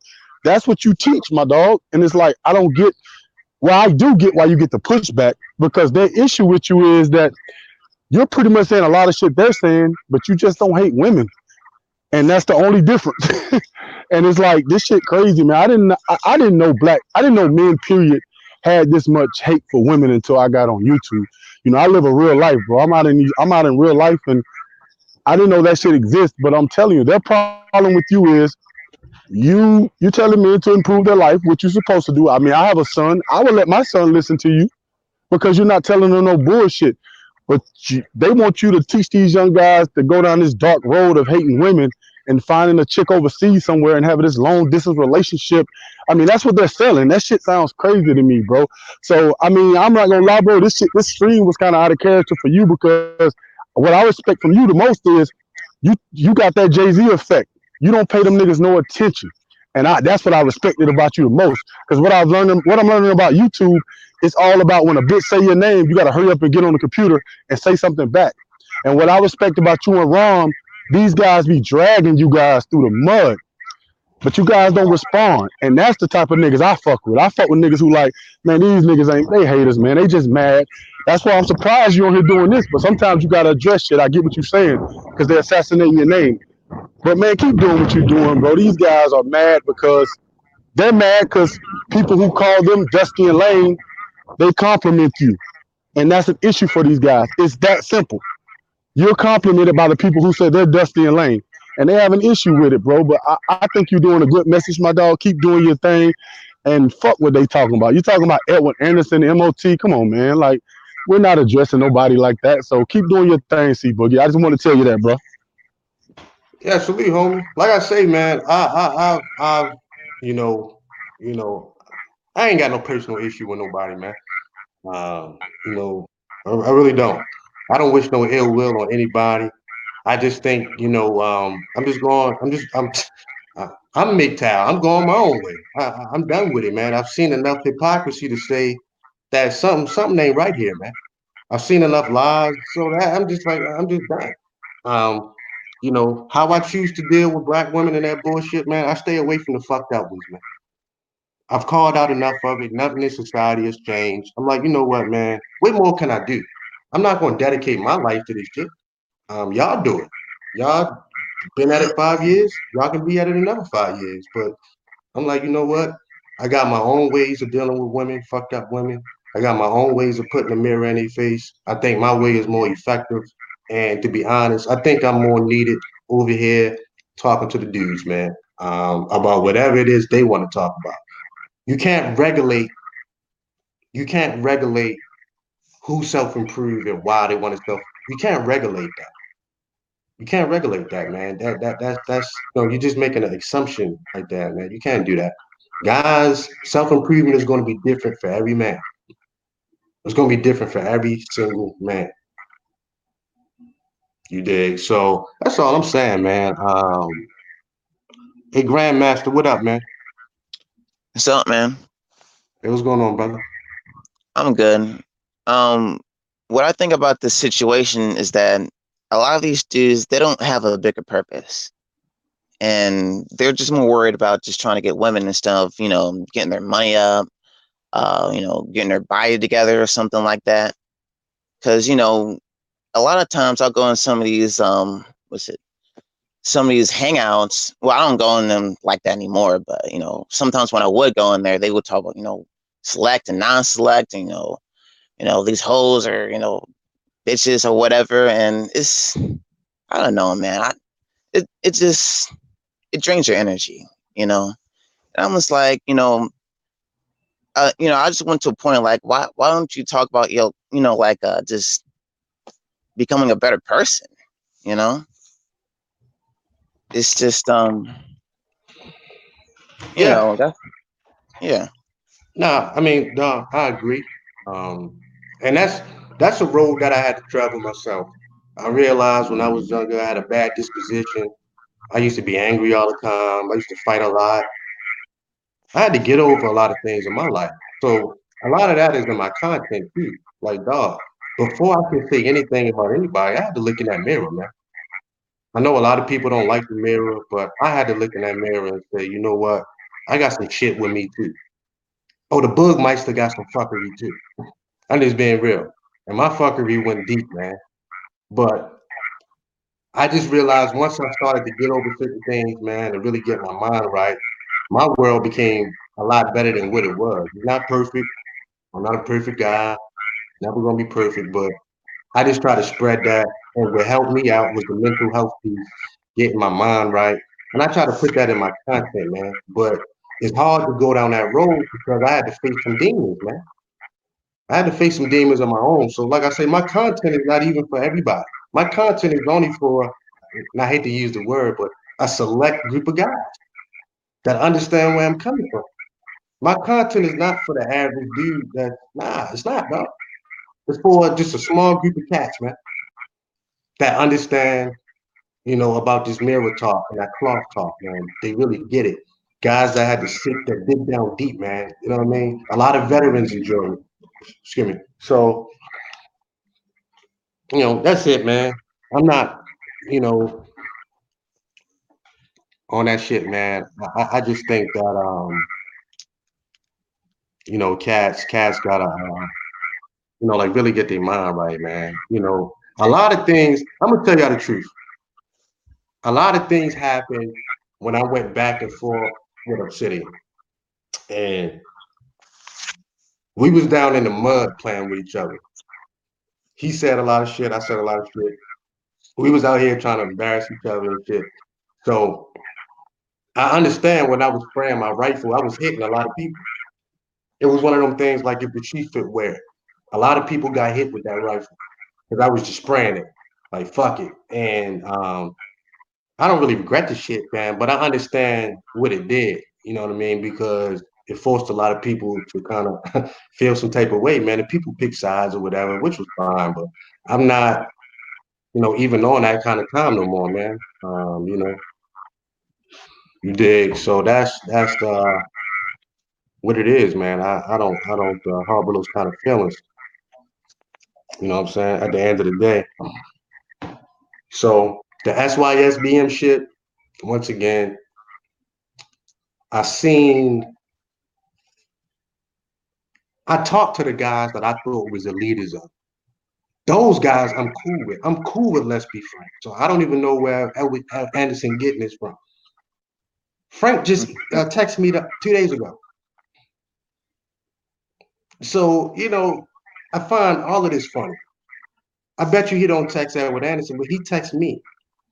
Why would he text C Boogie if I was anti SYSBM? I'm like, dog, I'm anti black male fuckery. You know what I'm saying? That's what I'm anti. I'm anti black male bullshit, man. Real talk. Yeah, a lot of these dudes, you know. Huh? What? Hey, what's going on, BP? What's good, fellas? So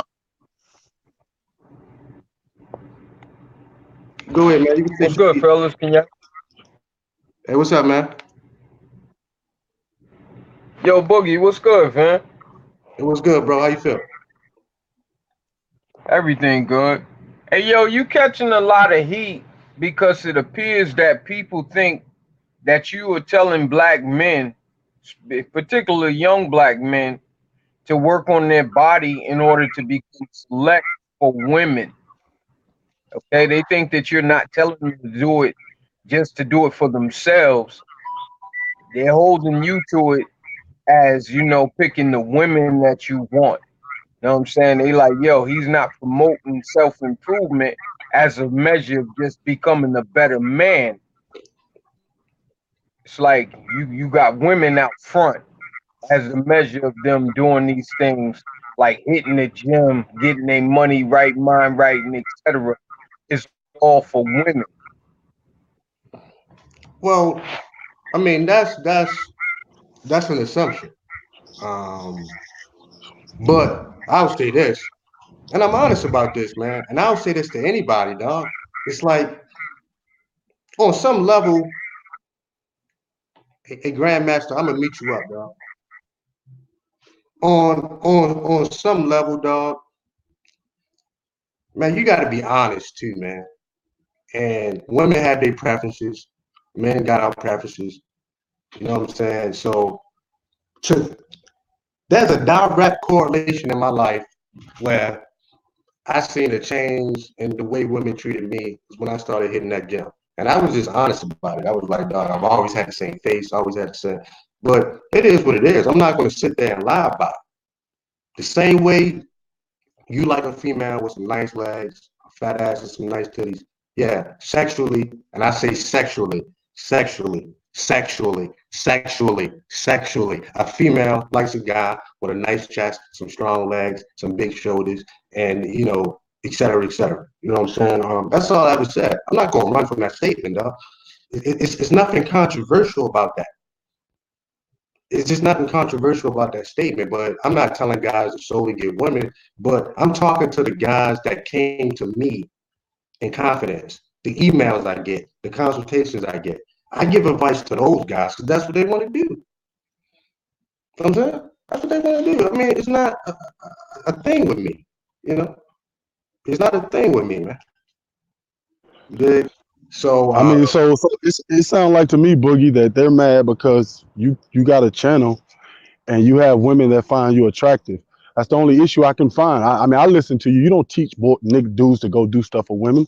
You never like, bro. You don't talk. You don't say that. It sounds like to me they mad because you do talk about working out and women follow your channel.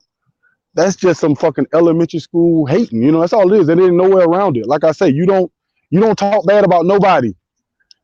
But for a motherfucker to get on here and do streams about you, that shit is simple. It ain't even complicated. Like, bro, like you just hating on this man because he can't help who his mother and father is. They had him and he looked the way he looked.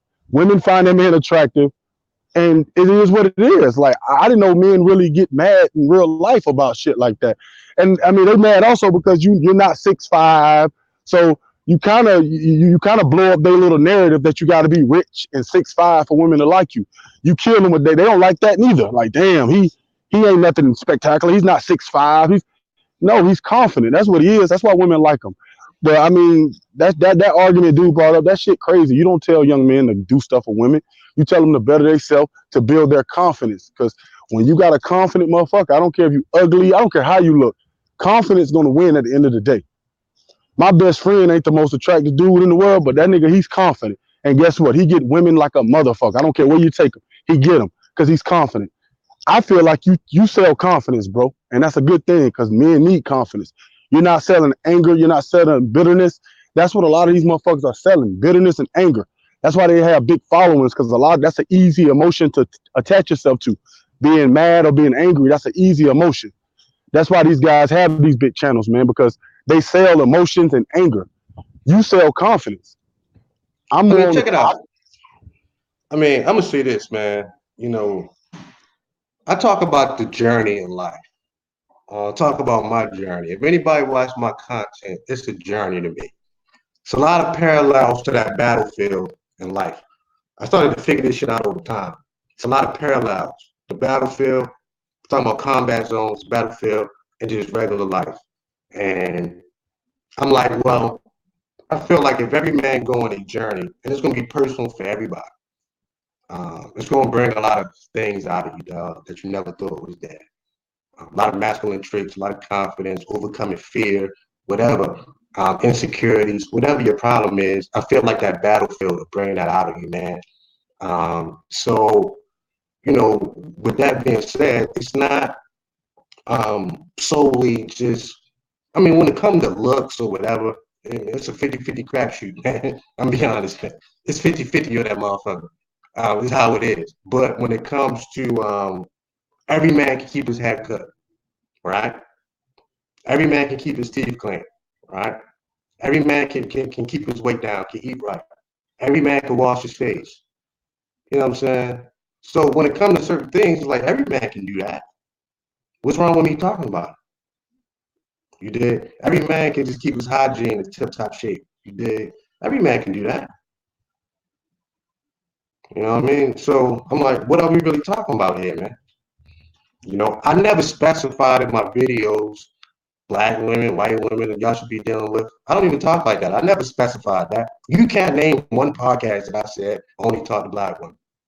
You can't. I'm like, get in where you fit in, homie. You know what I mean? They gonna if your shit tight. I never told guys not to get money. Um, Actually, you shouldn't even be getting no pussy if you broke. I think pussy is a reward, personally.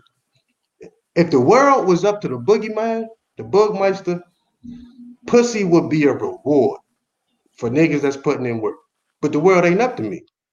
I'm just being real. Pussy will be a fucking reward. So if you've been lazy all your life, if you've been half-assing shit all your life, and you've been bullshitting, dog, you know what I'm saying? You don't get no pussy till you try to better yourself. Pussy is a reward in my world. You know what I mean? But that's just me, man. Um, I tell guys, don't fuck the pity pussy. Don't fuck chicks that you really don't even like. Don't fuck chicks that you don't have a bond with. You know what I mean? That's a difference. You don't want to get yourself caught up. How to vet the chick. Guys don't watch my content, man. I think they too busy watching me, personally. Guys haven't watched my content in 6, 7 months, man. They too busy watching me, man. And that's sad, because then they come up with shit like this. What's up, Nagon?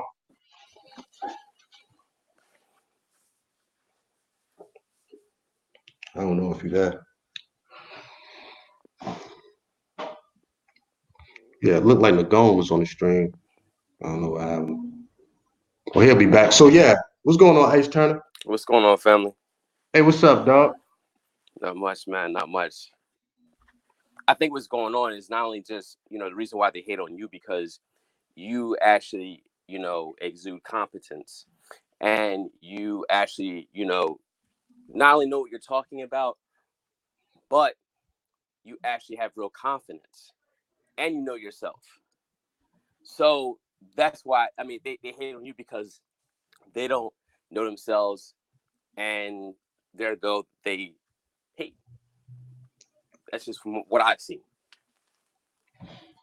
I mean, I'm not even worried about no hate, dog. That comes with the territory, but I just want dudes to get their facts right. I mean, that's really it. What's going on, Donovan? Um, you know, I just want dudes to get their facts right, man. To be honest, man. If you're gonna say something about me or my kids, or my ex-wife or whatever the case may be, now you into real murky waters. Now you're playing around with something that's gonna be hard to bounce back from. So be careful. Now, if you come with facts, I can't say nothing about that. But your facts are wrong. Your facts are wrong. So, you got to come in and straighten these guys out, because they'll pitch something into the universe on you that's not true. Oh, yeah. And now I got to come out and, just kind of set the record straight on that. Like, look, homie, If we're gonna talk about my personal life, then you can ask me, and I'll answer any question you have. But we're not gonna put no false information out on me about my personal life, and I don't have a chance to defend myself. This is what all this is about. I played Absolutely. that video with Edward Anderson, and he got into my personal life. You Mm-hmm. know what I'm saying? Mm-hmm. He dove right into my fucking personal life. You Mm-hmm. dig? And That's I'm like, dope. okay, well, this is a problem.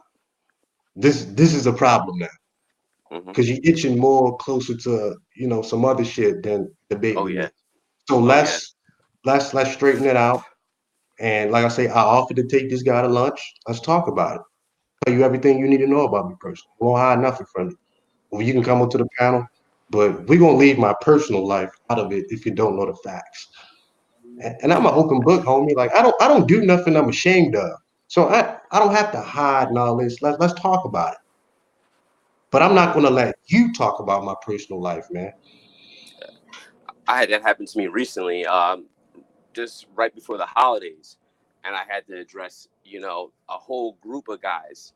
I mean, like six of them got on the panel and talked about me, spreaded lies for about 2.5 hours, and I just said, I only took like 30 minutes with my video, and they end up flagging my channel from a response.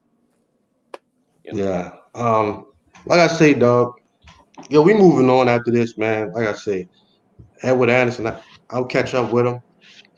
Um, I just talked to Edward like a month ago. I just talked to Edward on the panel. We was talking like bosses. We talking like gentlemen. It wasn't so I don't get where this new energy come from. See, his new energy came from MOT new energy. And MOT, like me and him gonna have a conversation, but me and MOT never got down in the mud because of the respect factor. So he's following behind MOT and don't know when me and MOT squashed the, whatever, that still leaves me and Edward Anderson to kind of be out here with friction. And he don't understand that.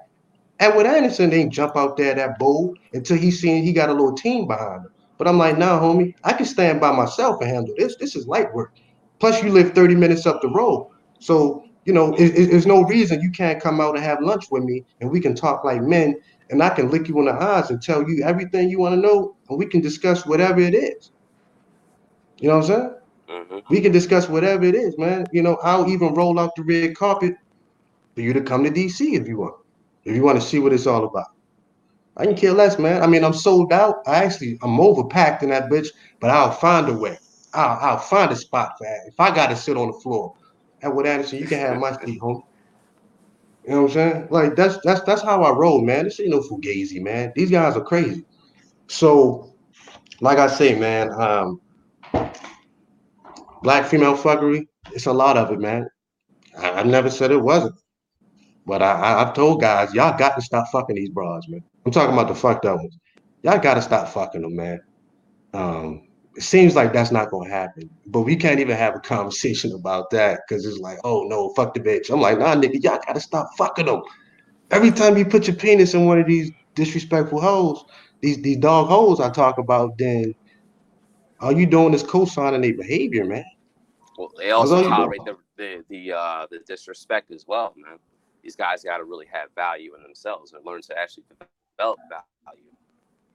Yeah. There's certain things Um, certain things I'm not tolerating or taking, but yeah, man. I think on some level you have to be real about the situation and ask yourself what do you want. If you want a cooperative female, black, white, or otherwise, and you got to do what you need to do to go get that. If that's what you want, mm-hmm. you know what I'm saying. If you want a female on your program, you gotta, um, a- just be honest and say that that's what you want, man. You don't have to play these games online to front for everybody else, and then when you alone, that's when you pillow talking, and, what I mean, with the bitch and shit. For real, man. It's like, man, dog.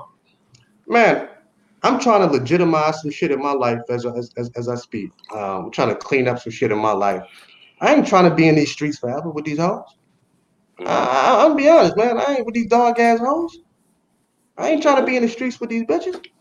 Mm-hmm. You know what I'm saying? I'm trying to clean this shit up, sweep up my messes a little bit, man, I mean, hopefully settle down very soon, man. Mm-hmm. Whether that be with one woman or two women. Mm-hmm. You know what I'm saying? Whether it be with one or two, but the point is, I get tired of fucking around with these dog assholes, man. Sometimes that shit is a fucking headache, man. Mm-hmm. I'm just being real, man. Like shit, there's always something going on, and you gotta deal with the emotions, man. Sometimes, man. I'm gonna be honest, man. Any dude that talk about a rotation and he don't talk about the stress and all that that come with that, fuck that, man. That's a headache, man. I get Absolutely. tired of these dog assholes. Absolutely. Well, I mean, a lot of these guys talk this pie in the sky talk on here. Like they'll give you the fantasy idea of having a rotation or what it's like to have a bunch of women. But until you really, I've never heard anyone really expound on what it's like on a day to day, or when things go left.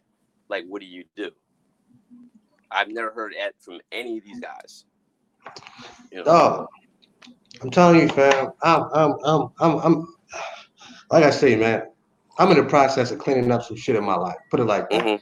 Mhm. And that's all I'm gonna say about that. But I mean, I can't settle down with anybody until I got my shit together. It's that simple. You dig? I'm not even gonna play that game. You know what I'm Mm. saying? I I can't settle down with anybody until I, you know, decide that wholeheartedly I'm done with that shit.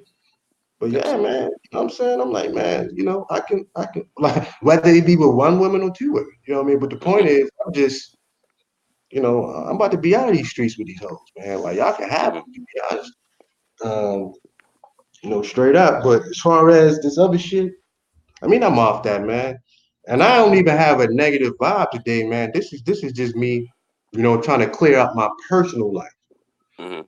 This is my personal life that guys Mhm. are dipping into now. And I'm like, look, man, let's be careful. Exactly. Well, Be Book, careful. You already know you good on that side though, man. Like, ain't gonna be no more problems. Like, I ain't got to say it on here though, but we know. Yeah, I'm just like, be careful. This is my personal life now, you know what I mean? And it's definitely some consequences that come with speaking on that. But all this other shit, man, they ain't about nothing, man. Mhm. Just trying to bring in, just a new energy to my personal life, man. I'm always on a personal quest, and that's why I don't gang bang in groups and shit because my journey is a dolo mission. I have a dolo journey. I have a solo journey, man. That it's not for every man to take from me. Mhm. Hey, Ice Turner, you Mhm. can't have what's mine. I can't Mhm. have what's yours. You know what I'm saying? I Mhm. can't have what's yours. Indeed. Indeed. You did? But you can Um, celebrate it. We can both celebrate our differences. You know what I mean? Instead of when you just go to bed at night, I can't sleep in your bed with you and your lady. So why is this big collective on how we choose women? Right? This is some things are just a solo mission. Mhm. You know what I mean? Like when you alone with your girl or your significant other, I'm not there to, referee the situation. So some things are for me only. Some things are for you only. So like I say, I would be wasting my time constantly, being with a group of guys. Not that it's a problem, but you don't need to do that when this is a dolo mission half the time. Absolutely. If you get divorced, I can't be in the courtroom like, yeah, judge, your honor, don't take half his property. You know what I'm saying? It's just how it is, man. So I just don't see the need for all of that, man. This is a boogie dolo mission, and I'm just here to provide motivation. That's guys that's on their journey. That's Indeed. it. Indeed. I'm actually on my journey. Mhm. You know, I'm on my journey, man. I feel like this is chapter 2 of my life. Chapter 1 was all, that. I feel like this is chapter 2. And but like I say, man, I'm in the process of cleaning up some shit my damn self, man. Cause out here with these crazy ass bras, man. They cool, love them to death, man. But shit. Mhm. So, Um, Bo, what made you kind of like almost like reach your end, in regards to that? Like, as far as like, man, I need to just hang this up. um, to be honest, man, I started to get too deep into certain shit. I'm gonna be honest. Mhm. Like really deep into a certain lifestyle and shit. Mhm. And I started to see what that did to certain men over time. Mhm. And I realized that these men can't live a normal life even if they try. You know what I'm saying? I And got that you. always stayed in the back of my mind. Like, all right, don't get me wrong. I enjoy my life, man. I enjoy this shit. Mm-hmm. Um, I enjoy this ill shit. But at the end of the day, like I say, man, I don't want to get too deep into this where I can never recover and go Mm-hmm. back to some kind of normalcy. You Mm-hmm. dig? Absolutely. And I feel like I'm at that point where I got to make a decision. Like, all right, either I'm gonna go down this road or this road with this shit. But Mm-hmm. whatever one I choose, I'm gonna have to go all out. Mm-hmm. So it's just a personal decision that I got to make for my own, man. Because I enjoy both sides of this shit, man. I enjoy this fucking dime shit. Mm-hmm. I enjoy all that shit, man. Everything that come with that shit, man. But at the same time, dog, I ain't trying to be, 60 years old doing that shit either. You know what I'm saying? I'm just I hear being you. real. I ain't trying to be 60 years old doing this shit either, man. So, I got to be real about, every aspect of life. Um, as men, man, we all gonna reach a point where, you want some kind of normalcy, man. And you don't want to be one of the motherfuckers up in the nursing home and shit, a state-sponsored nursing home. Nah, man. Mm-hmm. You know what I'm saying? Or you don't want to be the motherfucker 75 years old and he got to go get surgery and he there by himself. You don't want neither one of those outcomes, man. That's what I That think is true. about too. So I just try to just stay focused. Like, okay, let me put it all on the scales. I'm a Libra, dog. Yeah, me too. I put it all on the scales, man. You know what I mean? And like, okay, let me weigh everything. What do I want for my life? This is no collective kind of thing, man. This is no collective shit, man. This Mm-hmm. is this is what does C Boogie actually want for his life? And when I was married, a lot of ups and downs, but I can say I was young and immature. So how about I take a fair shot at that shit one day?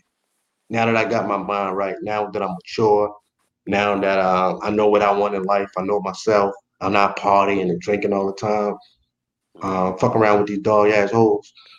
Mm-hmm. So maybe if I put my best foot forward, maybe it would work. You know what I'm saying? I don't Absolutely. know, but I don't live in fear. Mm-hmm.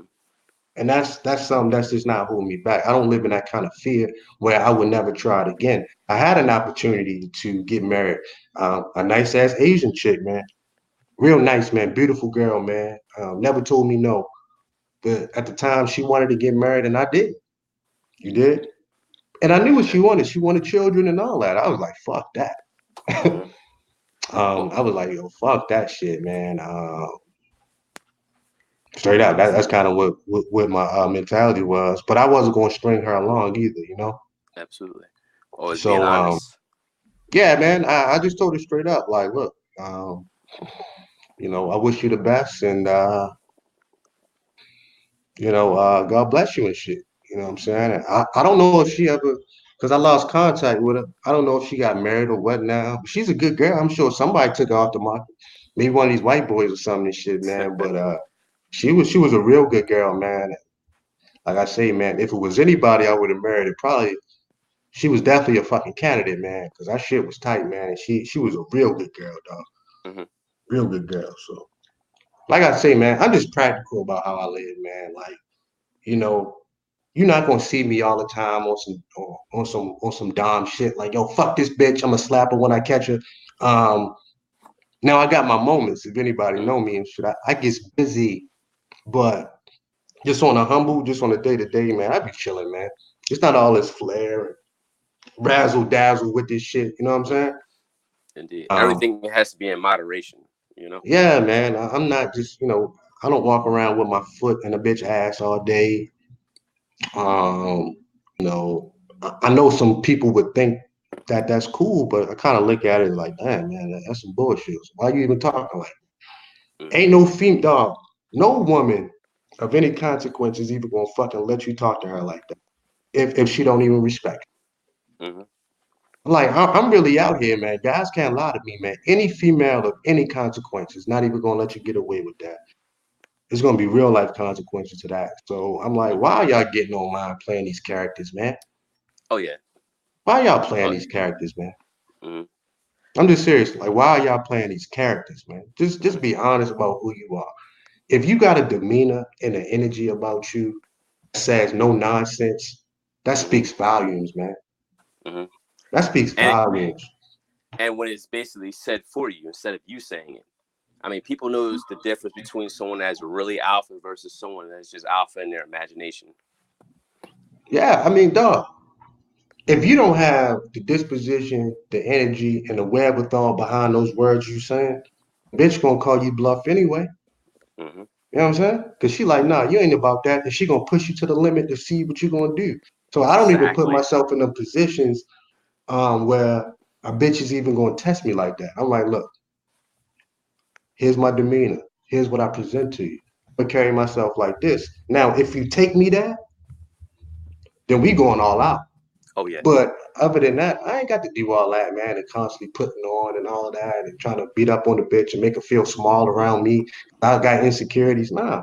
I'm That's like, weak. bitch, I'm here to fucking, you know, um, I don't even allow women to have low self-esteem around me, man. I don't even Mm-hmm. allow women to have insecure. I'm like, no, we're gonna work on that. I want my bitch at 100%.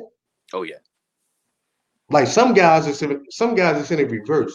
They want to fuck up the bitch self-esteem in order to be able to control her. I'm like, nah.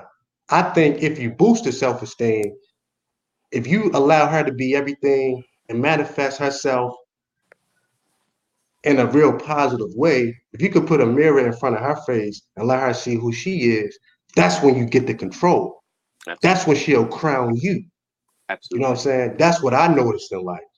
Absolutely. And that's But where you, go ahead. no, and that's the difference between, I would say, leadership uh by inspiration versus leadership by manipulation. See that when you're talking about as far as the mirror, when you present that mirror to her, you also have to present, the mirror to her about you. See, is when you kind of open up and show, some type of vulnerability, she feels comfortable in opening up. Yeah. Yeah, man. So that's what works for me, man. And obviously I'm talking about exceptional women, right? I'm not talking Mm-hmm. about these dog hoes, but Absolutely. you know what I mean? Because I don't want nobody to get it, twisted. But what I'm saying is, at the end of the day, you did. I don't see a point, and why would I want to have a woman around me and I constantly got to break it down? Oh yeah. I mean, like, why would I put my energy into that? Mm-hmm. Any female that I allow in my circumference, in my space, to attach her energy into my energy, and obviously it's something that I see in her. So I got two options. I can elevate her. I can put a mirror in front of her face and let her know who she is around me. She Mm-hmm. can attach herself up to my light if I allow her to do that. And look, man, once you do that, once you let a female know who she is, once you put that mirror in her face, man, take care of what you got to take care of as a man. Dog, she'll forever be indebted to you, man. She'll Absolutely. forever be indebted to you, man. I'm saying, but you know, I know that's not red pill enough or hardcore enough for a lot of guys, but that's just me being 100. Mm-hmm. Um, that's what works for the boogeyman. Other Absolutely. guys got their own strategy how they deal with females or Mm-hmm. whatever. But look, me personally, I want maximum production out of a woman. Facts. I'm not here to just fuck with a bitch no more, man. I'm 32, man. I've had all the sex I can have. I want maximum production, Mm-hmm. right? I Mm-hmm. want this female to get and stay on my program. So for every action, there's a reaction. Mm-hmm. So I know as the man, I constantly got to be puppet master up here, man. If I want this kind of action out of her, I got to play it a certain kind of way. Not getting out of character, not being a simp, Mm-hmm. but I know I'm gonna get more out of this female if I motivate and inspire, right? Mm-hmm. Than constantly keeping my size 10 boot not fucking ass. Exactly. Um, that's just what I've noticed over time, man. I tried to go in there like the Terminator, Mm-hmm. right? I tried that before. That shit got me nowhere but cheated on. Facts. Mm-hmm. I tried that Terminator shit. And as soon as the next nigga came with some real masculine energy, that bitch was gone. This is facts, man. I tried Mm-hmm. that Terminator shit, and then as I got older, as I started to find my own mojo, as I started to grow into myself, I realized who I was, and I was like, damn, you know what I'm saying? Once I Yeah. figured that out, I was able to deal with females, in just a different capacity because I wasn't dealing with them out of a place of insecurity now. Mm, Y'all hear me talking out there. See, absolutely. when you're dealing with women from a place of insecurity, then that's when you feel like you got to do all this extra clown shit, right? that, Exactly. at the end of the day, just don't work. Because Mm-hmm. a bitch will deal with you, but you got to ask yourself, why is she dealing with you, dog? Mm-hmm. Why is she dealing with you, dog? Mm-hmm. You always got to ask yourself that question. Absolutely. I noticed that, as I matured, that I started not only getting, I would say, more, but actually better quality. Like it didn't take game to do that. It just took maturity. Facts. I mean, like we all know, man, game is for hoes. Exactly. Game is for prostitutes. Mm-hmm. Game aren't for, exceptional women. So I don't even know why guys. I mean, I get it, but you don't have to constantly, game on a bitch. Because look, man, she either like you or she don't. Yes. You got to start there. It's no getting a female from I like him a little bit, maybe I don't. No, she likes you, and when I say like, I mean she's sexually into you too. Like she'll give you the pussy. She likes you or she doesn't. Yo, Donovan, man, like let me know if you want to get in on this conversation we having, man. And I'll drop the link and shit, man. But she likes you or she doesn't. So Mm-hmm. once you start from that place, all the other games are just really null and void, man. Like once y'all Absolutely. establish that y'all like each other, I feel like all you got to do is present yourself in a manner that you are everything that you say you are, my brother. And Mm. but here's the key. This is where a lot of guys fuck up. I'm gonna be honest. This is where a lot of guys fuck up in this area, man, because if you started out like the fucking Terminator, then you fucked up. You start off like the Terminator, then 2 weeks later, you laying on her pillow crying, talking about I mean, um, you got slapped upside the head with a stick when you was 3 years old, then you slipping, homie. My thing is this: never exaggerate. Don't lie to the female. Yo, in my videos, I talk about the mask. I talk about guys getting the mask off of women. Women wear a mask on. Everybody should know this by now. Women wear masks. They got two faces. They got their public face and they got their private face. We know that. Mm-hmm. One of the things that I noticed, most guys approach women with the mask off more than women approach men with the mask off. And that Mm-hmm. is an issue, my brothers. A lot of dudes, maybe not in public, maybe not in front of their friends, but a lot of guys, man, once they get private with this woman, once this female present her feminine energy, this guy takes his mask off. Mm-hmm. You did, and once you take the mask off, you don't know what the fuck you're gonna get from a motherfucking man. Like, who knows what this guy been through in his life? But if this female was there for the wrong reason, she is going to exploit that. You know what I'm Exactly. saying? Yo, Donovan, I'm gonna drop the link for you, homie. I'm gonna put it in the chat room. So to me, it's really an easy concept once you dealt with enough women and shit. But as a man, like I say, be careful how you present yourself. If you try to be too extra, if you try to put too much mustard on your personality, if you try to be Terminator and shit, if you can't keep that facade, yeah, Donovan, it's in the chat room. If you can't maintain that for the duration of time, you're gonna deal with her. Once you slip, she got the fucking high ground. And once she get the high ground, you finish. You done. You can't get that back. You know what I mean? You can't get that back. And I tell guys, man, it's an old military term, but you never lose the high ground with the woman, man. You got to maintain the fucking high ground. But see, dog, What does the pimp do? What does the soldier do? What does the CEO do of a Fortune 500 company? What does a president do? What does any leader do?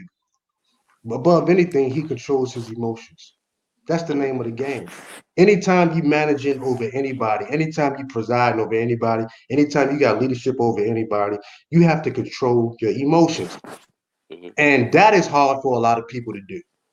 That's the Mhm. name of the fucking game that a lot of motherfuckers just not going to understand. Mhm. So back to the battlefield. I talk about the battlefield because this is a place in life above anywhere else that you're going to have to guard your emotions, right? You're going to have to guard your fucking emotions, dog. And that's what that taught me, how to control my emotions, how to harness it. You did. How to harness it.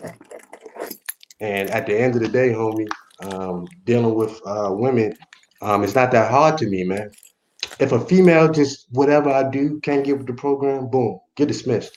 I don't have to make 50 YouTube videos about it, man. Just get dismissed, man. But my thing is this: all the rest of this shit, black women. Let me kick some schematics. Let me kick the real deal.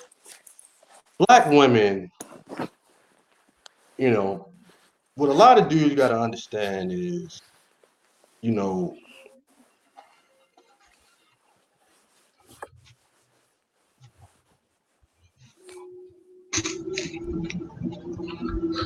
I'm not even gonna get into that right now.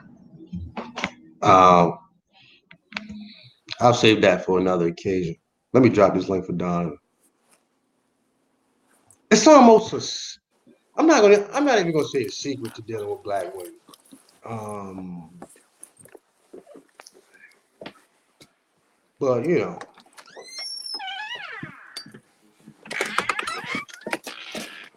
Second. yo, Yeah, Ice, I'm it's gonna meet you real quick.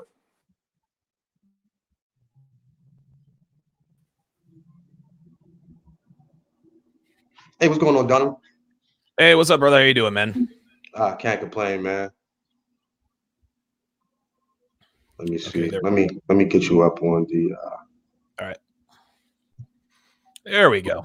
Yeah, yeah, man. What's going on, brother? Talk to me, man. Not too much, man. Just sitting here. I'm just going through my my normal daily routine. I usually try to watch other people's content. You and I, we've done stuff together in the past, so I figured I'd drop in. You guys are having a very interesting conversation, but something you said really it really struck a chord with me, and this is 100% truth, and that is game is only for hoes. That's it. Like and I think the word game, a lot of people in this particular community, I guess we call ourselves, I'm in the red pill community. A lot of people take the words and the vernacular that we use as literal. When a man says, hey, you have to have game to get your wife in line, to get your girl in line, we're not really talking about running game. Game is shorthand for just understanding who and what women really are and how to handle them.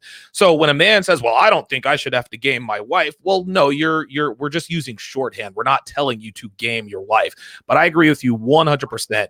Game is just for hoes, one night stands, trying to trying to get a quick nut, et cetera, et cetera. And I think truer words were never spoken in that regard. I think that's a very good description of it. Yeah, dog. I mean, growing up in the neighborhood that I grew up in, you know what I mean, just really being around some unsavory characters and you know what I mean, the women and the hoes in that neighborhood. Right. But one of the things that I had the opportunity to do was actually sit up there and chop it up with these, old hoes and shit, man. Talk to them, to be honest, just talk to them. And, you know, I was just privy to a lot of information very early in life, man. And hoes know they hoes. Yes. Hoes know they hoes, man. Especially the older ones, man. They know. See, one thing a hoe would do is tell you if you're a good guy, they be like, nah, like you don't need to be dealing with no bitch like me or whatever. Or some of them will tell you indirectly, but you gotta look out for the signs, man. Yes. Oh But wow. dealing with old hoes, man, this is nothing new for me, man. But thing about them is, they need to be gamed up from time to time. They need their head played with from time to time, man. You know what I mean? Because to be honest, a female that been through that kind of, sexual expedition is going to fuck with their psyche. It's going to fuck with their psyche. Right.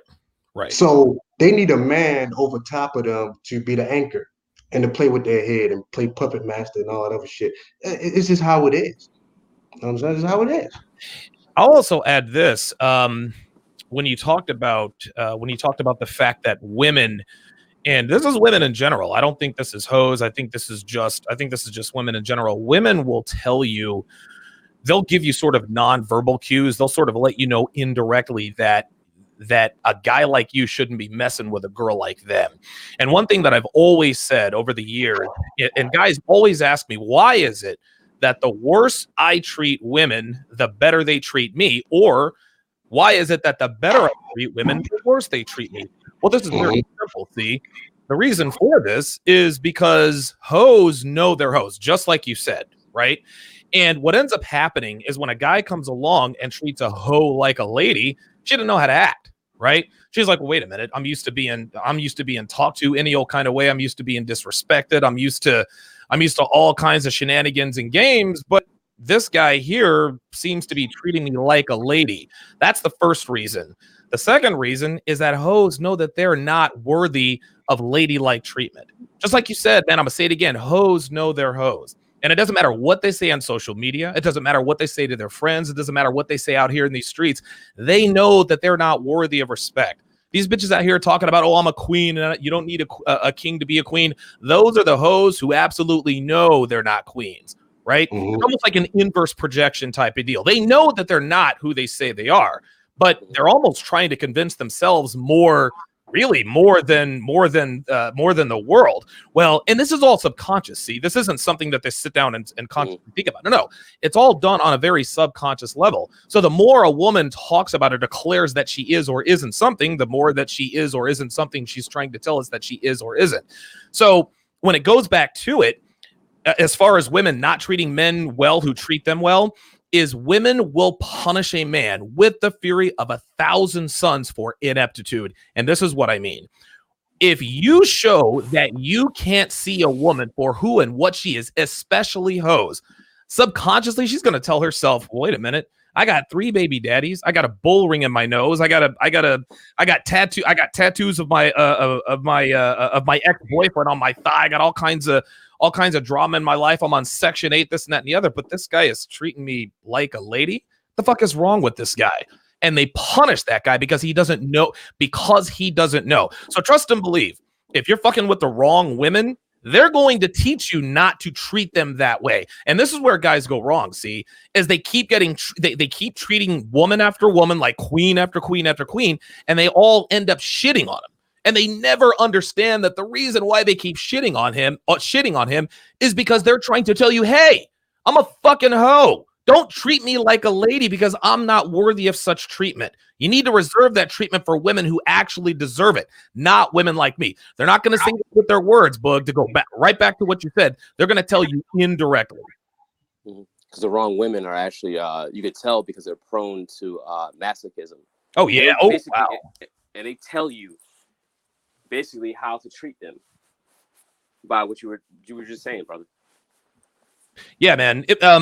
One thing women are, it's so funny. You have to really, really understand how to read between the lines when it comes to women, and you have to know how to read body language. Any man who says, God, women are such great liars, these are men who can't read body language and they can't read context. Women, unless a woman is like a borderline personality disorder, or she's a sociopath, or she's dark triad, or she's Machiavellian, it is impossible for women to tell complete lies. A woman could look you right in the eye and tell you, oh man, my ex-boyfriend, he treated me like shit, and he was beating me, and he cursed at me and did all this other kind of stuff. He fucked my best friend and this and that and the other. But something about what she says or something about how she says it will tell you the truth. It might not be right then. It might not even be a week from now, but eventually a woman will never tell you a complete lie. The truth will always come out in the end. But the problem with guys is that they're always sleepwalking through their relationships with women. So when she ends up going back and fucking her baby daddy, he always tells himself, how did I not see this coming? But he doesn't rewind himself. He doesn't pay attention when she does nothing but talk shit about the baby daddy, not knowing that the opposite of love is not hate. The opposite of love is indifference. So if you got a woman that you're seeing and she does nothing but talk shit about the baby daddy, guess what? She indeed wants to fuck said baby daddy. That's how that works. Yeah, good point, man. You know, let me know your thoughts about this, Donovan. My approach, man, when I'm dealing with chicks, you know, obviously I'm talking about exceptional women, not these dog hoes we're talking about and shit. I know the lines get blurred a little bit, but you know, I just present myself as an authentic guy. I don't put no mustard on it. What you see is what you get. Because I feel like this, man. And here's where I see through a lot of the bullshit that people say, because we all got our public faces. Sure. We all got our faces when we're with the boys, we drinking a beer, watching the game. We the most masculine motherfuckers. See, one thing that the women know, and this is a little power that they keep over certain guys, is that time, those few hours throughout the day, where it's just you and that woman, and you're ultra vulnerable. She knows everything about you. She's been studying you at that point. Sometimes she watches you while you sleep. You could be having a bad dream. You wake up, you know what I mean? This female knows you. You dig? So even if you just meeting a woman, at some point, you're going to get to know her on that intimate level. Or if you already know her, then she's studying you when nobody else is around. And once your public face and your private face is just too far off, you know, you get around your boys, you some dom nigga, you some thug nigga, all of a sudden you got a bandana on your Tupac, but at home, you know, you're walking around in your X-Men pajamas and shit, and you know what I mean? And you know, she caught you licking on the side of the ice cream with your homoerotic fantasies and shit. You know, look, she sees all of this, dog. That's why I tell guys, man, look, when you present yourself, man, just be everything that you are. Because in these situations, man, once you lose the high ground with a woman, man, you done. Yeah. And she's studying everything about you, man. So she watched you in public when y'all met. She watched you. She was like, oh man, like this is, you know, pretty decent guy. You know, he's assertive, you know, he's dominant, etc. But now, those few hours that y'all been home alone, you done presented a sensitive, cuddly teddy bear. Now, don't get me wrong, man. We all got our vulnerable moments and shit. But what I'm saying is, you can't lie to the woman for too long, because she's going to study you, bro. You got to be that. Listen, you got to be that. Listen, you're 100% right. Women almost have a supernatural ability to very quickly detect who and what you really are, right? And what guys have to understand, and this is the problem. I don't want to say this is the problem. This is the problem with guys who are bad with girls and they go into the PUA community. All right, they learn all the pickup games and how to pass this test and what to say and how to say it. But those guys never tell them, okay, so you fucked the girl. Well, what happens afterwards, right? Well, that's where guys like us come into play. The problem with PUA game is that it's not unless that really is who you are. Eventually, the truth is going to come out about you, because you can't help who you are. You can't put on a facade. And when a woman sees that who you are with her is not congruent with who you are with everyone else, this is when she starts to poke and prod. In our community, we call this shit testing. And what shit testing is basically subconsciously telling you, okay, you've presented yourself to me as person A. I'm seeing shades of person B. So I'm going to put you in a situation where I've seen you react as person B to see if you react as person A, right? And if you don't react as person A, then we got a problem. Guys wonder all the time, why has my girl lost attraction to me? Well, when you met her, just like you said, Boog, oh, you know, I'm this and I'm that, and I'm, you know, fucking Tupac, and I got this and that and the other. You need to understand that who you present yourself to be to her needs to be you. And you can't fake the funk forever, Boog. Like, listen, if you like to wear X-Men pajamas, then wear X-Men pajamas. That's what you got to do. You got to come out the gate, though. with that. That's what I'm saying. That's Yeah. what I'm saying. You can't listen. Say what you want about hoes. Hoes know when dudes lie. Women know when a man is not who he presents himself to be. They know it, and this is biologically and evolutionarily necessary. Women are the weaker, less intelligent, inferior sex. They are. Now, reproductively, they're the superior sex. Without women, we can't have people.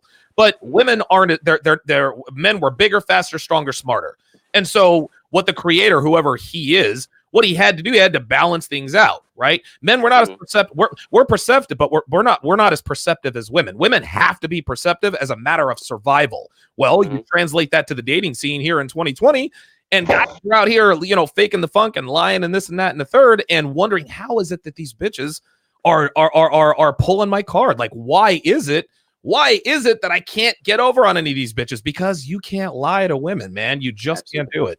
You can't lie to a liar, No, you cannot. You can't outlie a liar. And the thing that women have is a thing called intuition and emotion. See, the thing is like, you ever see that movie? Not that movie, that show, True Blood, where the vampire knocks on the door? No, I haven't seen that. I've actually seen trailers of it. Okay. Well, it's really no different. When they knock on the door and say, "Can I come in?"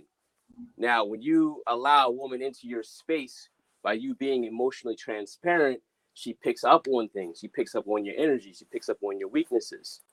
And she studies that because her objective is to basically get one up over you. It's to get the upper hand constantly. Well, that goes back to my motto, Ice. I'm like this.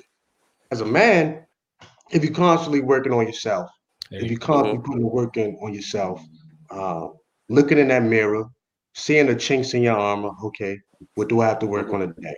If you're constantly getting into that self-improvement mindset, and this is with any female, let me say this. To a man that has not learned himself, every woman is dangerous. That's right. Man. That's right. Every single female. So with that being said, dog, if you're constantly training your mind on some self-improvement, fixing the chinks in your armor, man, a lot of things you can avoid. Now, I'm not guaranteeing you a goddamn thing with a woman, but what I'm saying is a lot of things can be avoided, man.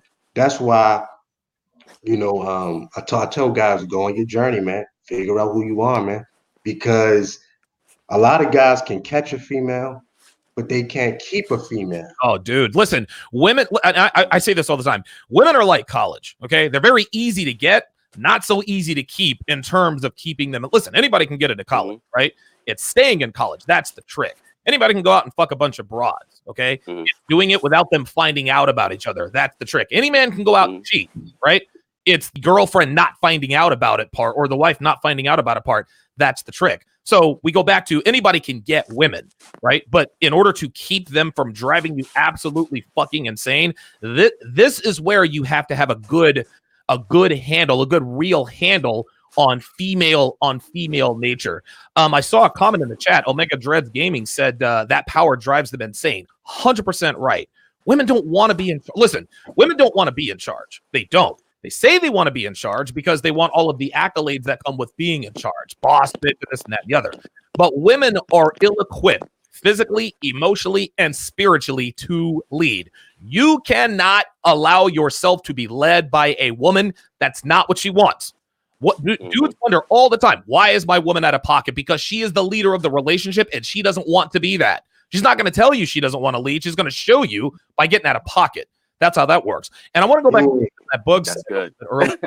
I want to go back to something that C Boogie said earlier.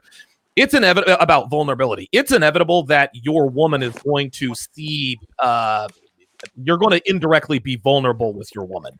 But I would advise men never to purposely put yourself in a vulnerable position with women.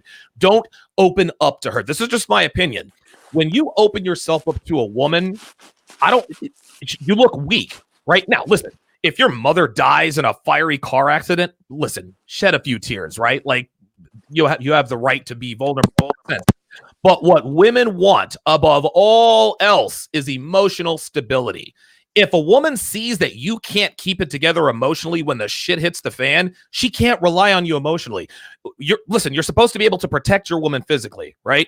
If your woman sees you get your ass kicked, or if your woman sees that you're non-confrontational, if your woman sees that you're not willing to check her or check anybody else who gets out of line, she's going to say, okay, well, this guy's afraid to be confrontational. This guy can't really defend me. This guy can't protect himself, et cetera, et cetera.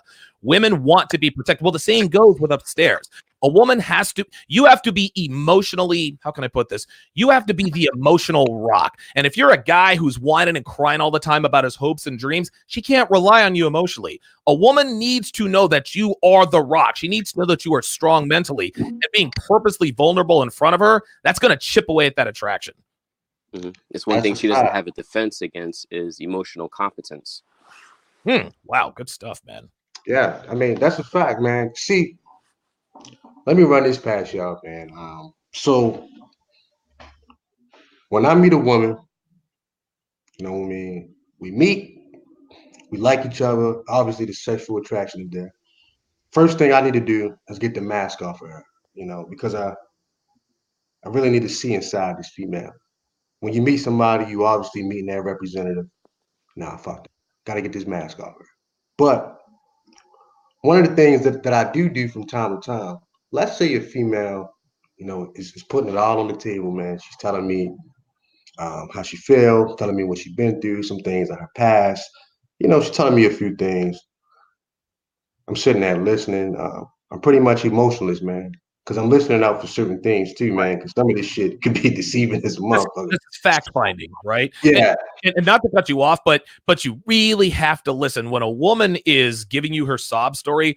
Oh, you know, I have 3 baby daddies because niggas ain't shit. No, you have 3 baby daddies because you cheated on baby daddy numbers 1 and 2, and you don't like condoms, right? Oh, I accidentally. No, you didn't accidentally get pregnant. You told your ex baby daddy that you're allergic to condoms, knowing full well that you're not. That's how that works. And a lot of guys get tripped up like that. They buy into the bullshit that women are selling them. Oh, I feel so sorry. Oh, how dare her man stop paying her phone bill? Well, what she didn't tell you is that she was texting her baby daddy on the phone that he was paying for. Yeah, then too, man, you need to listen for context. Is she saying what she's saying in a regretful manner, and she recognized the error in her ways, or is she saying it like Donovan said? Oh, she's the victim. Yep. Oh, fuck him. You know what I mean? He did this to me. You got to listen for context too. So I'm sitting there listening, but once again, a lot of times, man, when a female is telling me some things, man, like even some personal things, maybe some personal traumas that she might have went through in life. Every now and then, I'll give them a little something to chew on about myself. Like, yeah, you know, I went through something very similar. Then I may drop a quick story, a quick vignette. Then now she know I'm human as well. It's like an exchange for an exchange. Then I'll get back to being emotionless. I'm still listening. So every now and then I'll do that, man. You know, because I believe in. I agree. Oh no, go ahead. You got. Oh yeah, well, like I was just going to end it by saying this: from time to time, dog, with women, I like to take them through a full range of emotions. You know, but obviously, this is a female that I've, you know, not just off the bat that. Sure, of course. I just met last night. Hell no. But with a female, I like to take them through a full range of emotions, time to time. Take them up, bring them down. You know, take them up, bring them down. Kind of just keep them off balance a little bit and shit. But go ahead, Don. No, you're 100% right. Women will never admit this, and they probably don't know this about themselves. But women crave, how can I put it? They don't like it when you're predictable. Women don't like to know what you're going to do or say next. They don't like to know how you're going to react. Yes, you have to have some stability. You have to be steadfast in your beliefs and your ways. You have to have your rules and codes about yourself. But if a woman knows you're going to react in a certain way or do certain things in certain situations all the time, you start to get boring. And then of course they lose interest. This is why it's very important to take women on those emotional roller coasters. And I tell guys this all the time. And listen, And this is probably because I'm a little older. I'm 42, so I'm not as like, if a woman shares something with me about herself that's personal, I'm not going to share something about me that's personal. Dude, there are things that my own woman doesn't know about me. There's shit that I've been through that she doesn't know, and she'll never know. And the reason for that is because, listen, I'm just not trying to open up emotionally to her. I'm not trying to be vulnerable. I like that burden. I like the fact that I am counted on to be the rock. And I don't, like, a guy says, man, I need a woman that I can lean on. No. You don't need a woman that you can lean on. I need a woman who completes me. Bruh, if you need a woman to complete you, then you are not a complete man.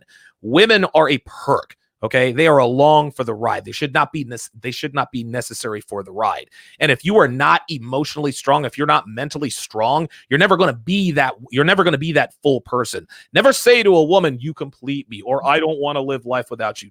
Listen, save that shit. She might get all teary-eyed and she might get sappy. She might tell all her girlfriends about it, but deep down inside, again, she knows that you're not mentally strong enough to really carry the burden for the both of you guys. There's somebody else who put in the chat something about Hunter 007, bruh, stop simping. Man, you're out here simping, man. Like, come on, bruh. You're acting a little thirsty right now, man. Like, listen, we all get thirsty sometimes. It is what it is.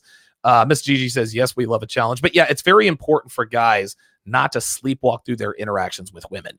It doesn't matter what a woman tells you. Understand this, guys. If you haven't heard anything I've said to this point, understand this.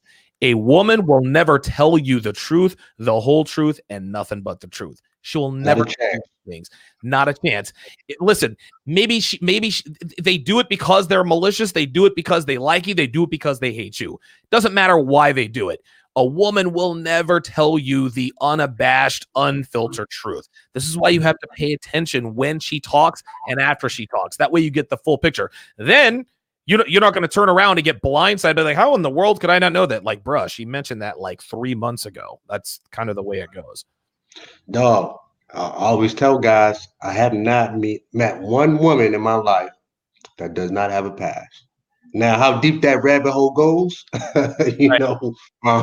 but you may never find out. And that's why my motto is, once you vet a woman, vet her properly, and if everything checks out and she's down with your program, dog, don't worry about things you can't control. Yes. Look, whatever happened in college, that's in college, man. I mean, you can't go back to that. You'll never know exactly what happened anyway. She's only going to tell you a little bit, unless you got this on tape. Don't you know ask. what I'm saying? Man, so if you ask her, how many guys have you slept with? Well, 6. Number one, she's full of shit because it's probably closer to 600. But it doesn't matter what she tells you. It's always going to be too many. How could you have slept with 6? No, you'll never know what a woman's past is, man. Don't even worry about it. I mean, dog, that you'll drive yourself crazy, man. But even with yourself, back to my comment that I made earlier. Now, let me put a final point on it. Now, I strategically tell women certain things. Look, I'm not going to tell her about the time in the back of the El Camino I got my ass ate in Savannah, Georgia. Yeah, you know what I'm saying? You know what I mean? I'm not going to tell her that. That's none of her business. But I mean, certain things, man, because women, in order for them to get that mask off, man, you got to create a very comfortable environment. If a female is not comfortable, it's just certain things that's just not going to take place.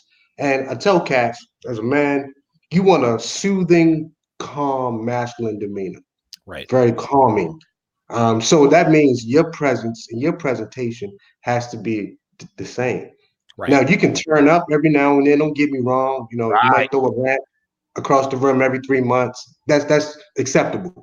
But on a day-to-day, from the time you wake up to the time you go to sleep, you need to be on one accord on how you move. You need that calming demeanor. So when she comes around you, she knows when to calm down. It's kind of like one of them things. They say to get better rest at night, don't lay around all day. Let me draw the parallel. Don't lay around all day. Like, don't look at the bed. Don't get in the bed. Don't get comfortable with that. Because then at nighttime, It's going to be hard for you to go to sleep. So you want to train your body and train your mind that when you lay down on the bed, that it's sleep time. So if you're training this female with your energy all day, with your demeanor, you got a calming presence. When she comes around you, you subconsciously training her that, you know what, you can relax, you can be comfortable, you can be calm. There you And go. women tend to be a lot more cooperative when they calm and comfortable around the guy. Now when things are too erratic, they don't know how you're gonna act. You get a bad phone call, you come back in the room, you're tripping. You know, she's everywhere with that shit, man. Like, oh man, I don't know who I'm gonna get to. Check this out. There is one thing that I do that you don't do. Listen, I will be straight up 100% honest about what happened in the El Camino. Oh, yeah. Yeah, and again, I don't just volunteer the information because my girl is always asking me every time I see a girl or a woman that she never hesitates to ask me about the past, right? And I don't, and I always tell her. So let's just say, for example, she'll be like, "Oh, that's a nice El Camino." I'll be like, "Yeah, that's actually a really nice El Camino. I actually got my dick sucked in an El Camino about 3 months before I met you." And she's like, and she'll laugh and she'll punch me. "Oh my god, I can't believe you told me that. I don't want to hear about that." She says she doesn't want to hear about it, but again, going back to the whole pre-selection thing, we've all heard about that, right? Your woman has to know that you've had success with other women. This is where guys go wrong. Well, I want to be respectful of her and not mention any sort of trysts I've had with women. No, your woman might not like it, but guess what? She is going to be turned on by it. Sexual attraction is not symmetrical, guys. I see this all the time. When a woman brags about her sexual past and how many guys she's fucked, that makes her very unattractive, at least for a long-term relationship perspective. Now, we might fuck her, but we're not considering her for a long-term relationship. Bitch, you got 3 trains ran on you in college, and you went to the University of North Carolina and fucked their whole basketball team. But if a girl knows that you're pre-selected and be playful about it.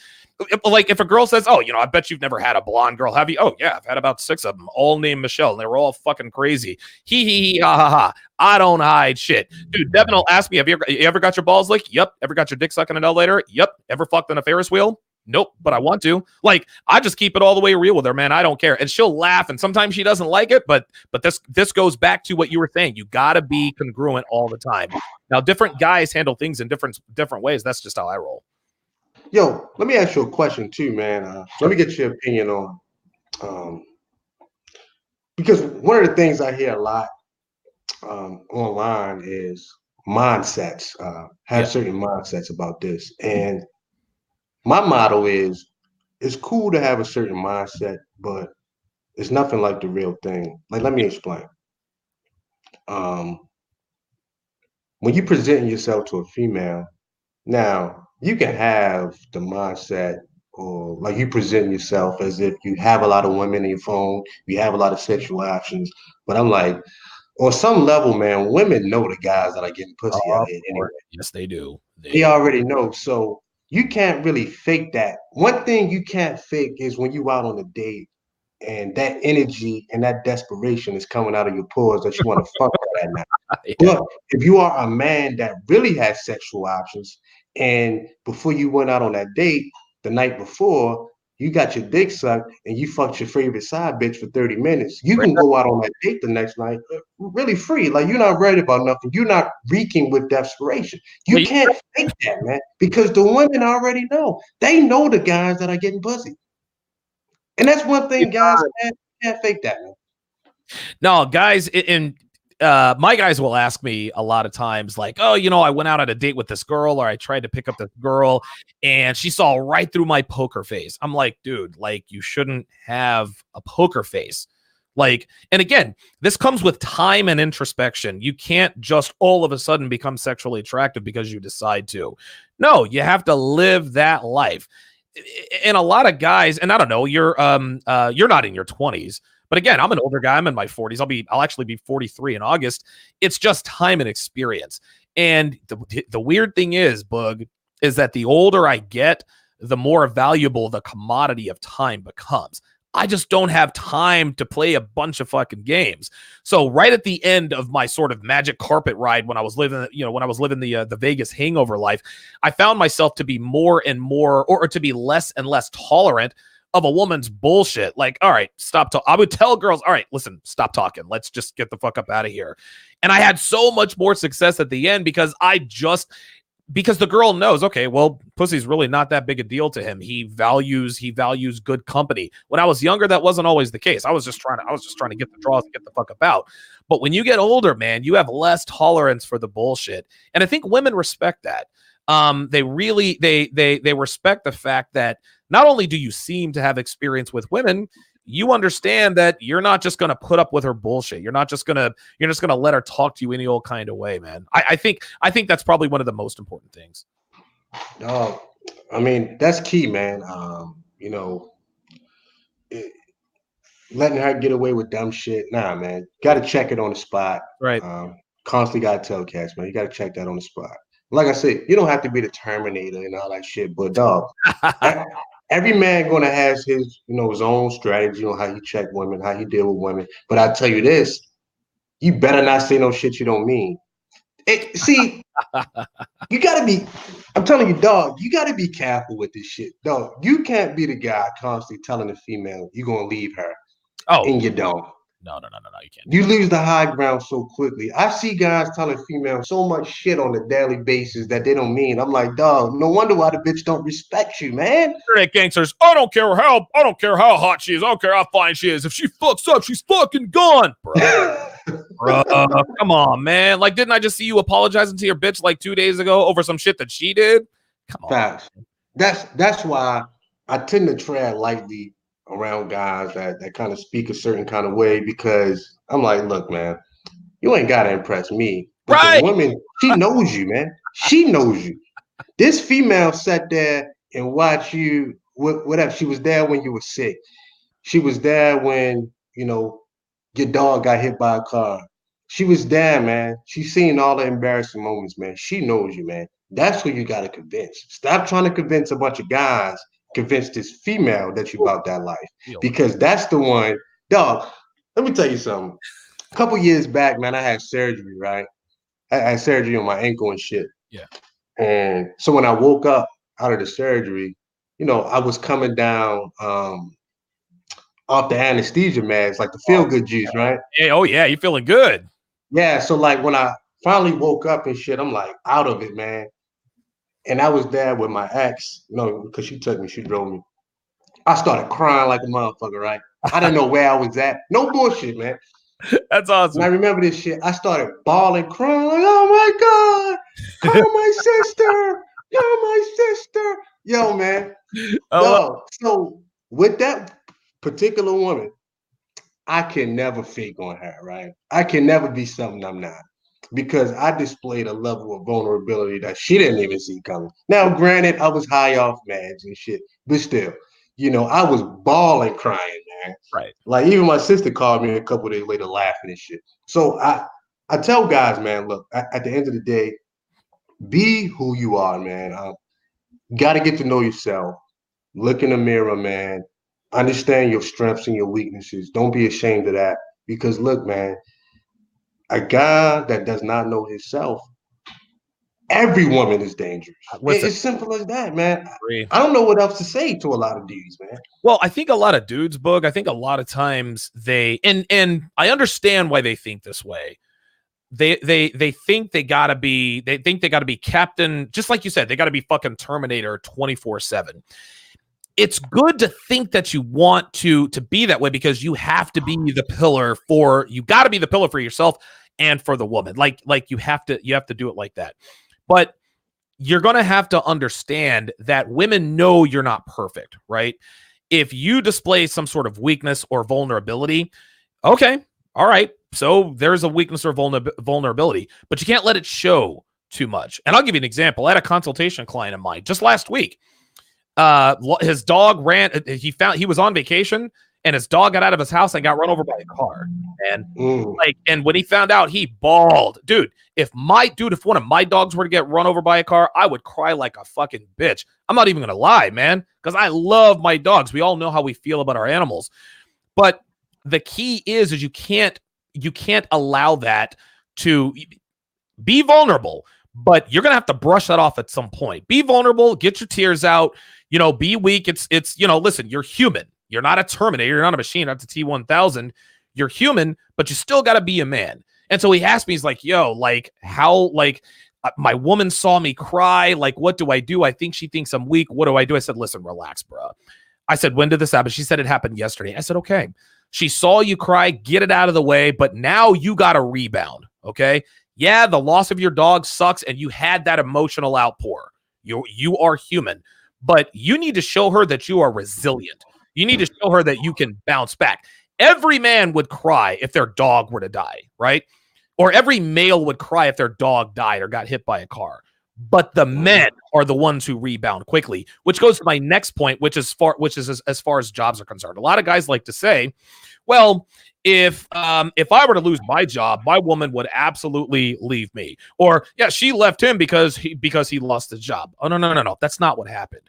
If a woman meets a man, or if a woman is with a man, whether they're married or girlfriend, and he's making great, you know, he's making six figures, $250,000 a year, and he loses his job, she's not going to leave him yet, okay? What she's looking for is that resilience. Okay, so he lost his $250,000 job.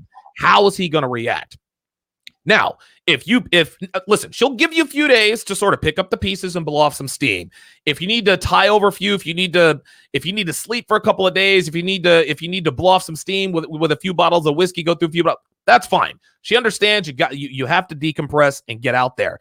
But you got to get back out there. If she sees you hitting the pavement, if she sees that you're continuing to make moves, right? At that point, her attraction stays intact. But if you stay around and wallow in self sorrow and self pity, that's when she starts to lose attraction.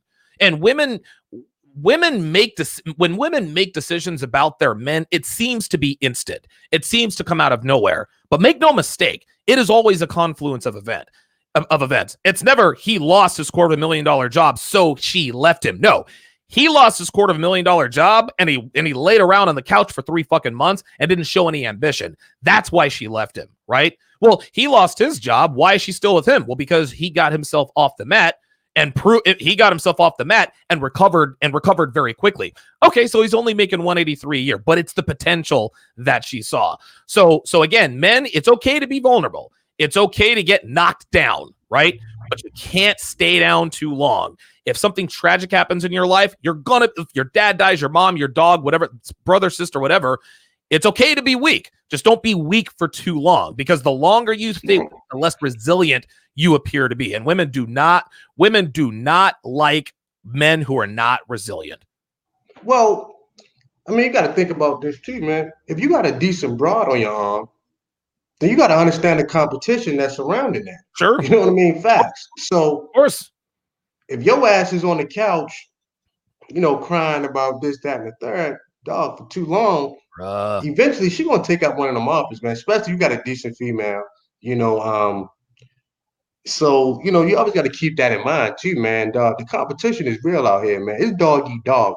To be honest, man, I'm going to tell you. Be honest, Donovan. Some of this shit is savage out here, man. It's savage out here, man. I'm telling you. It is. So, you know, with that being said, man, I understand what guys are going through out here, man, because, and I'll be the first one to tell dudes, yo, man, stay in your lane. Once you jump out here with these dog hoes, like you said, you was in Vegas and you was doing all kind of wild shit. Oh, yeah. Once you get out here with these dog hoes, you got to accept everything that comes with that, man, because this shit is savage, man. That's right. I'm telling you, man, this is the most savage shit I've seen in a long time. Bruh.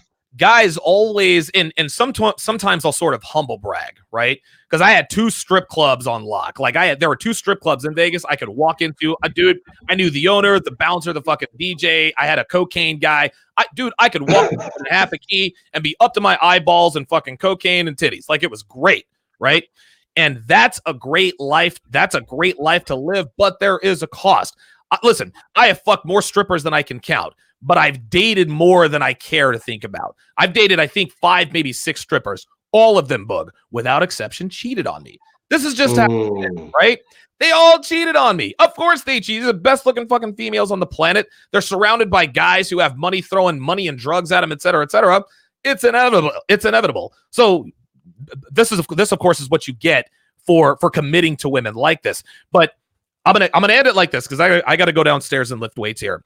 I think the reason why a lot of guys have the problem that you were just talking about is because they believe in the myth of unconditional love. Gentlemen, if you haven't heard anything I said, listen to this.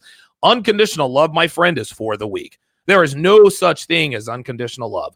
Women don't love it. Women love two things unconditionally: their children and their pets. That's it.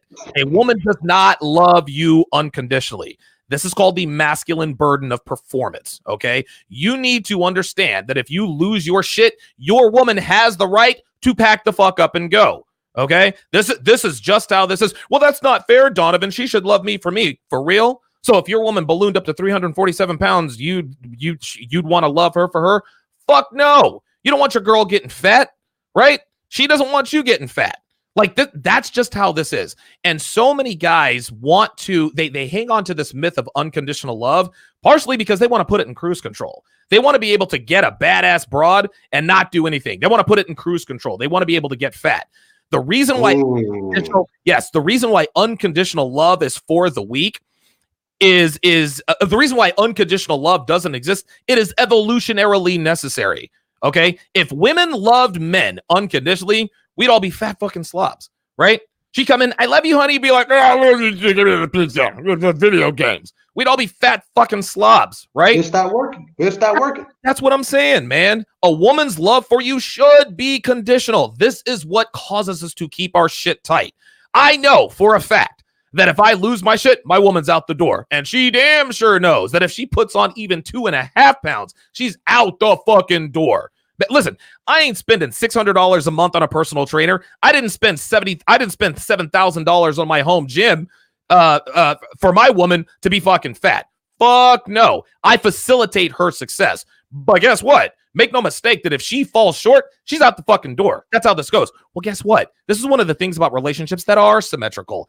If you downgrade as a person and your woman's value is still high, she is going to upgrade. She might not want to, Bug, but a woman is a slave to her biology. She might have all the love in the world for you. But guess what? If you don't do it for her anymore because you're just not the same person you used to be, she's gonna go. That's just how this is, man. So if you're a man and you believe in unconditional love, then you are a mental midget, my friend. You have some life to live. You do not want a woman who loves you unconditionally, because if you find that woman, she's probably going to want you to love her unconditionally, which means she's probably pushing about 400 pounds. Hey, man, I appreciate you coming through, man. Man. You know, like, you blessed us with some knowledge, man. And what you just said is absolutely correct. I've told guys, through nature, a female's role, her job through nature is to reproduce. Anything that a man wants out of her, you got to negotiate that, dog. But through nature, she's here to reproduce, man. She's not put on the world for all the rest of this shit. That's what man needs her to be. So you got to negotiate that, man. I'll put it to you like this. I wouldn't use the word negotiate, because as a man, if you negotiate, I think a lot of times you compromise. I think the word that because I understand what you're saying. I think the word that I would use is you need to make your conditions necessary. Before I commit, right, before I committed to my woman, dude, I trained her for 1.5 years.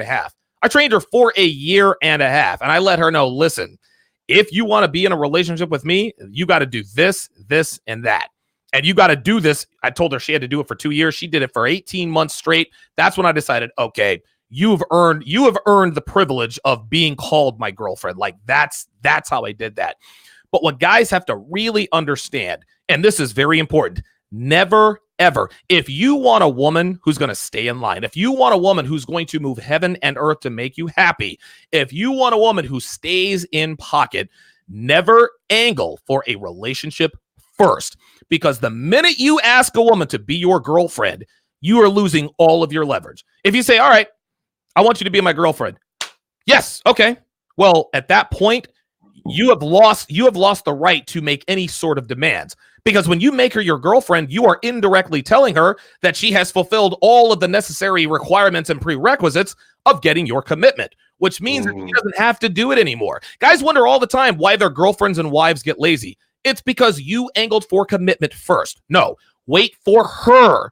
Wait for her to angle for commitment. So when she comes at you, and I really need to end this because I got to get down there and lift weights.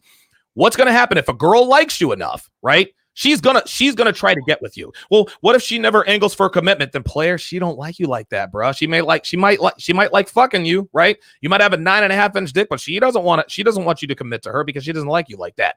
But when she does, and she will, she's gonna say, hey, so where is this thing going? Well, what do you mean? Where's this thing going? Like, are we ever going to be exclusive? Here's what you do. Oh, you do not want to be in a relationship with a man like me. You let her know. You don't really want. Well, why? Why is that? I'm a hard guy to be with. Oh, really? Well, how hard could it be? Nah, I don't. No. I want to know what's required. Well, there's a lot that's required. Well, tell me. I don't think that. Well, tell me. All right, tell you what. Unlock your phone and hand it to me right now. Boom, right there. You are letting her know right off the bat. The first prerequisite of being in a relationship with me, you're giving up all autonomy, baby girl. Anytime I ask for your phone, you need to give it to me.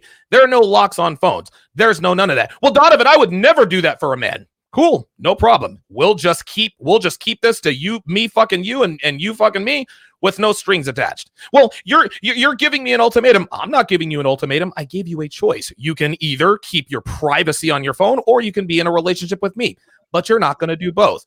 And the reason you have the right to the reason why you have the right to demand that of her is because she said she wanted something from you. You can't say, be my girlfriend. Okay, all right, let me see your phone. She's gonna be like, wait, the fuck you talking about? Like, you already made me your girlfriend. I've already done what's necessary. I'm not doing any more. That's how this goes. But that's just a little bit of game 101 for you guys. All right, man. Salute, homie, man. Get a good workout in, man. I gotta bounce myself, man. I'll chop it up with you. All right, dude. Later. All right, peace. All right. Shout out to the Dime Game Division. I'm out. Y'all haven't subscribed to the channel. Subscribe to the channel. Appreciate everybody for joining me. Hopefully, Edward Anderson hit me up sometime today. I could take him out for lunch. We can get this thing settled. If not, I'm over it. He can just keep my name out his mouth. But salute.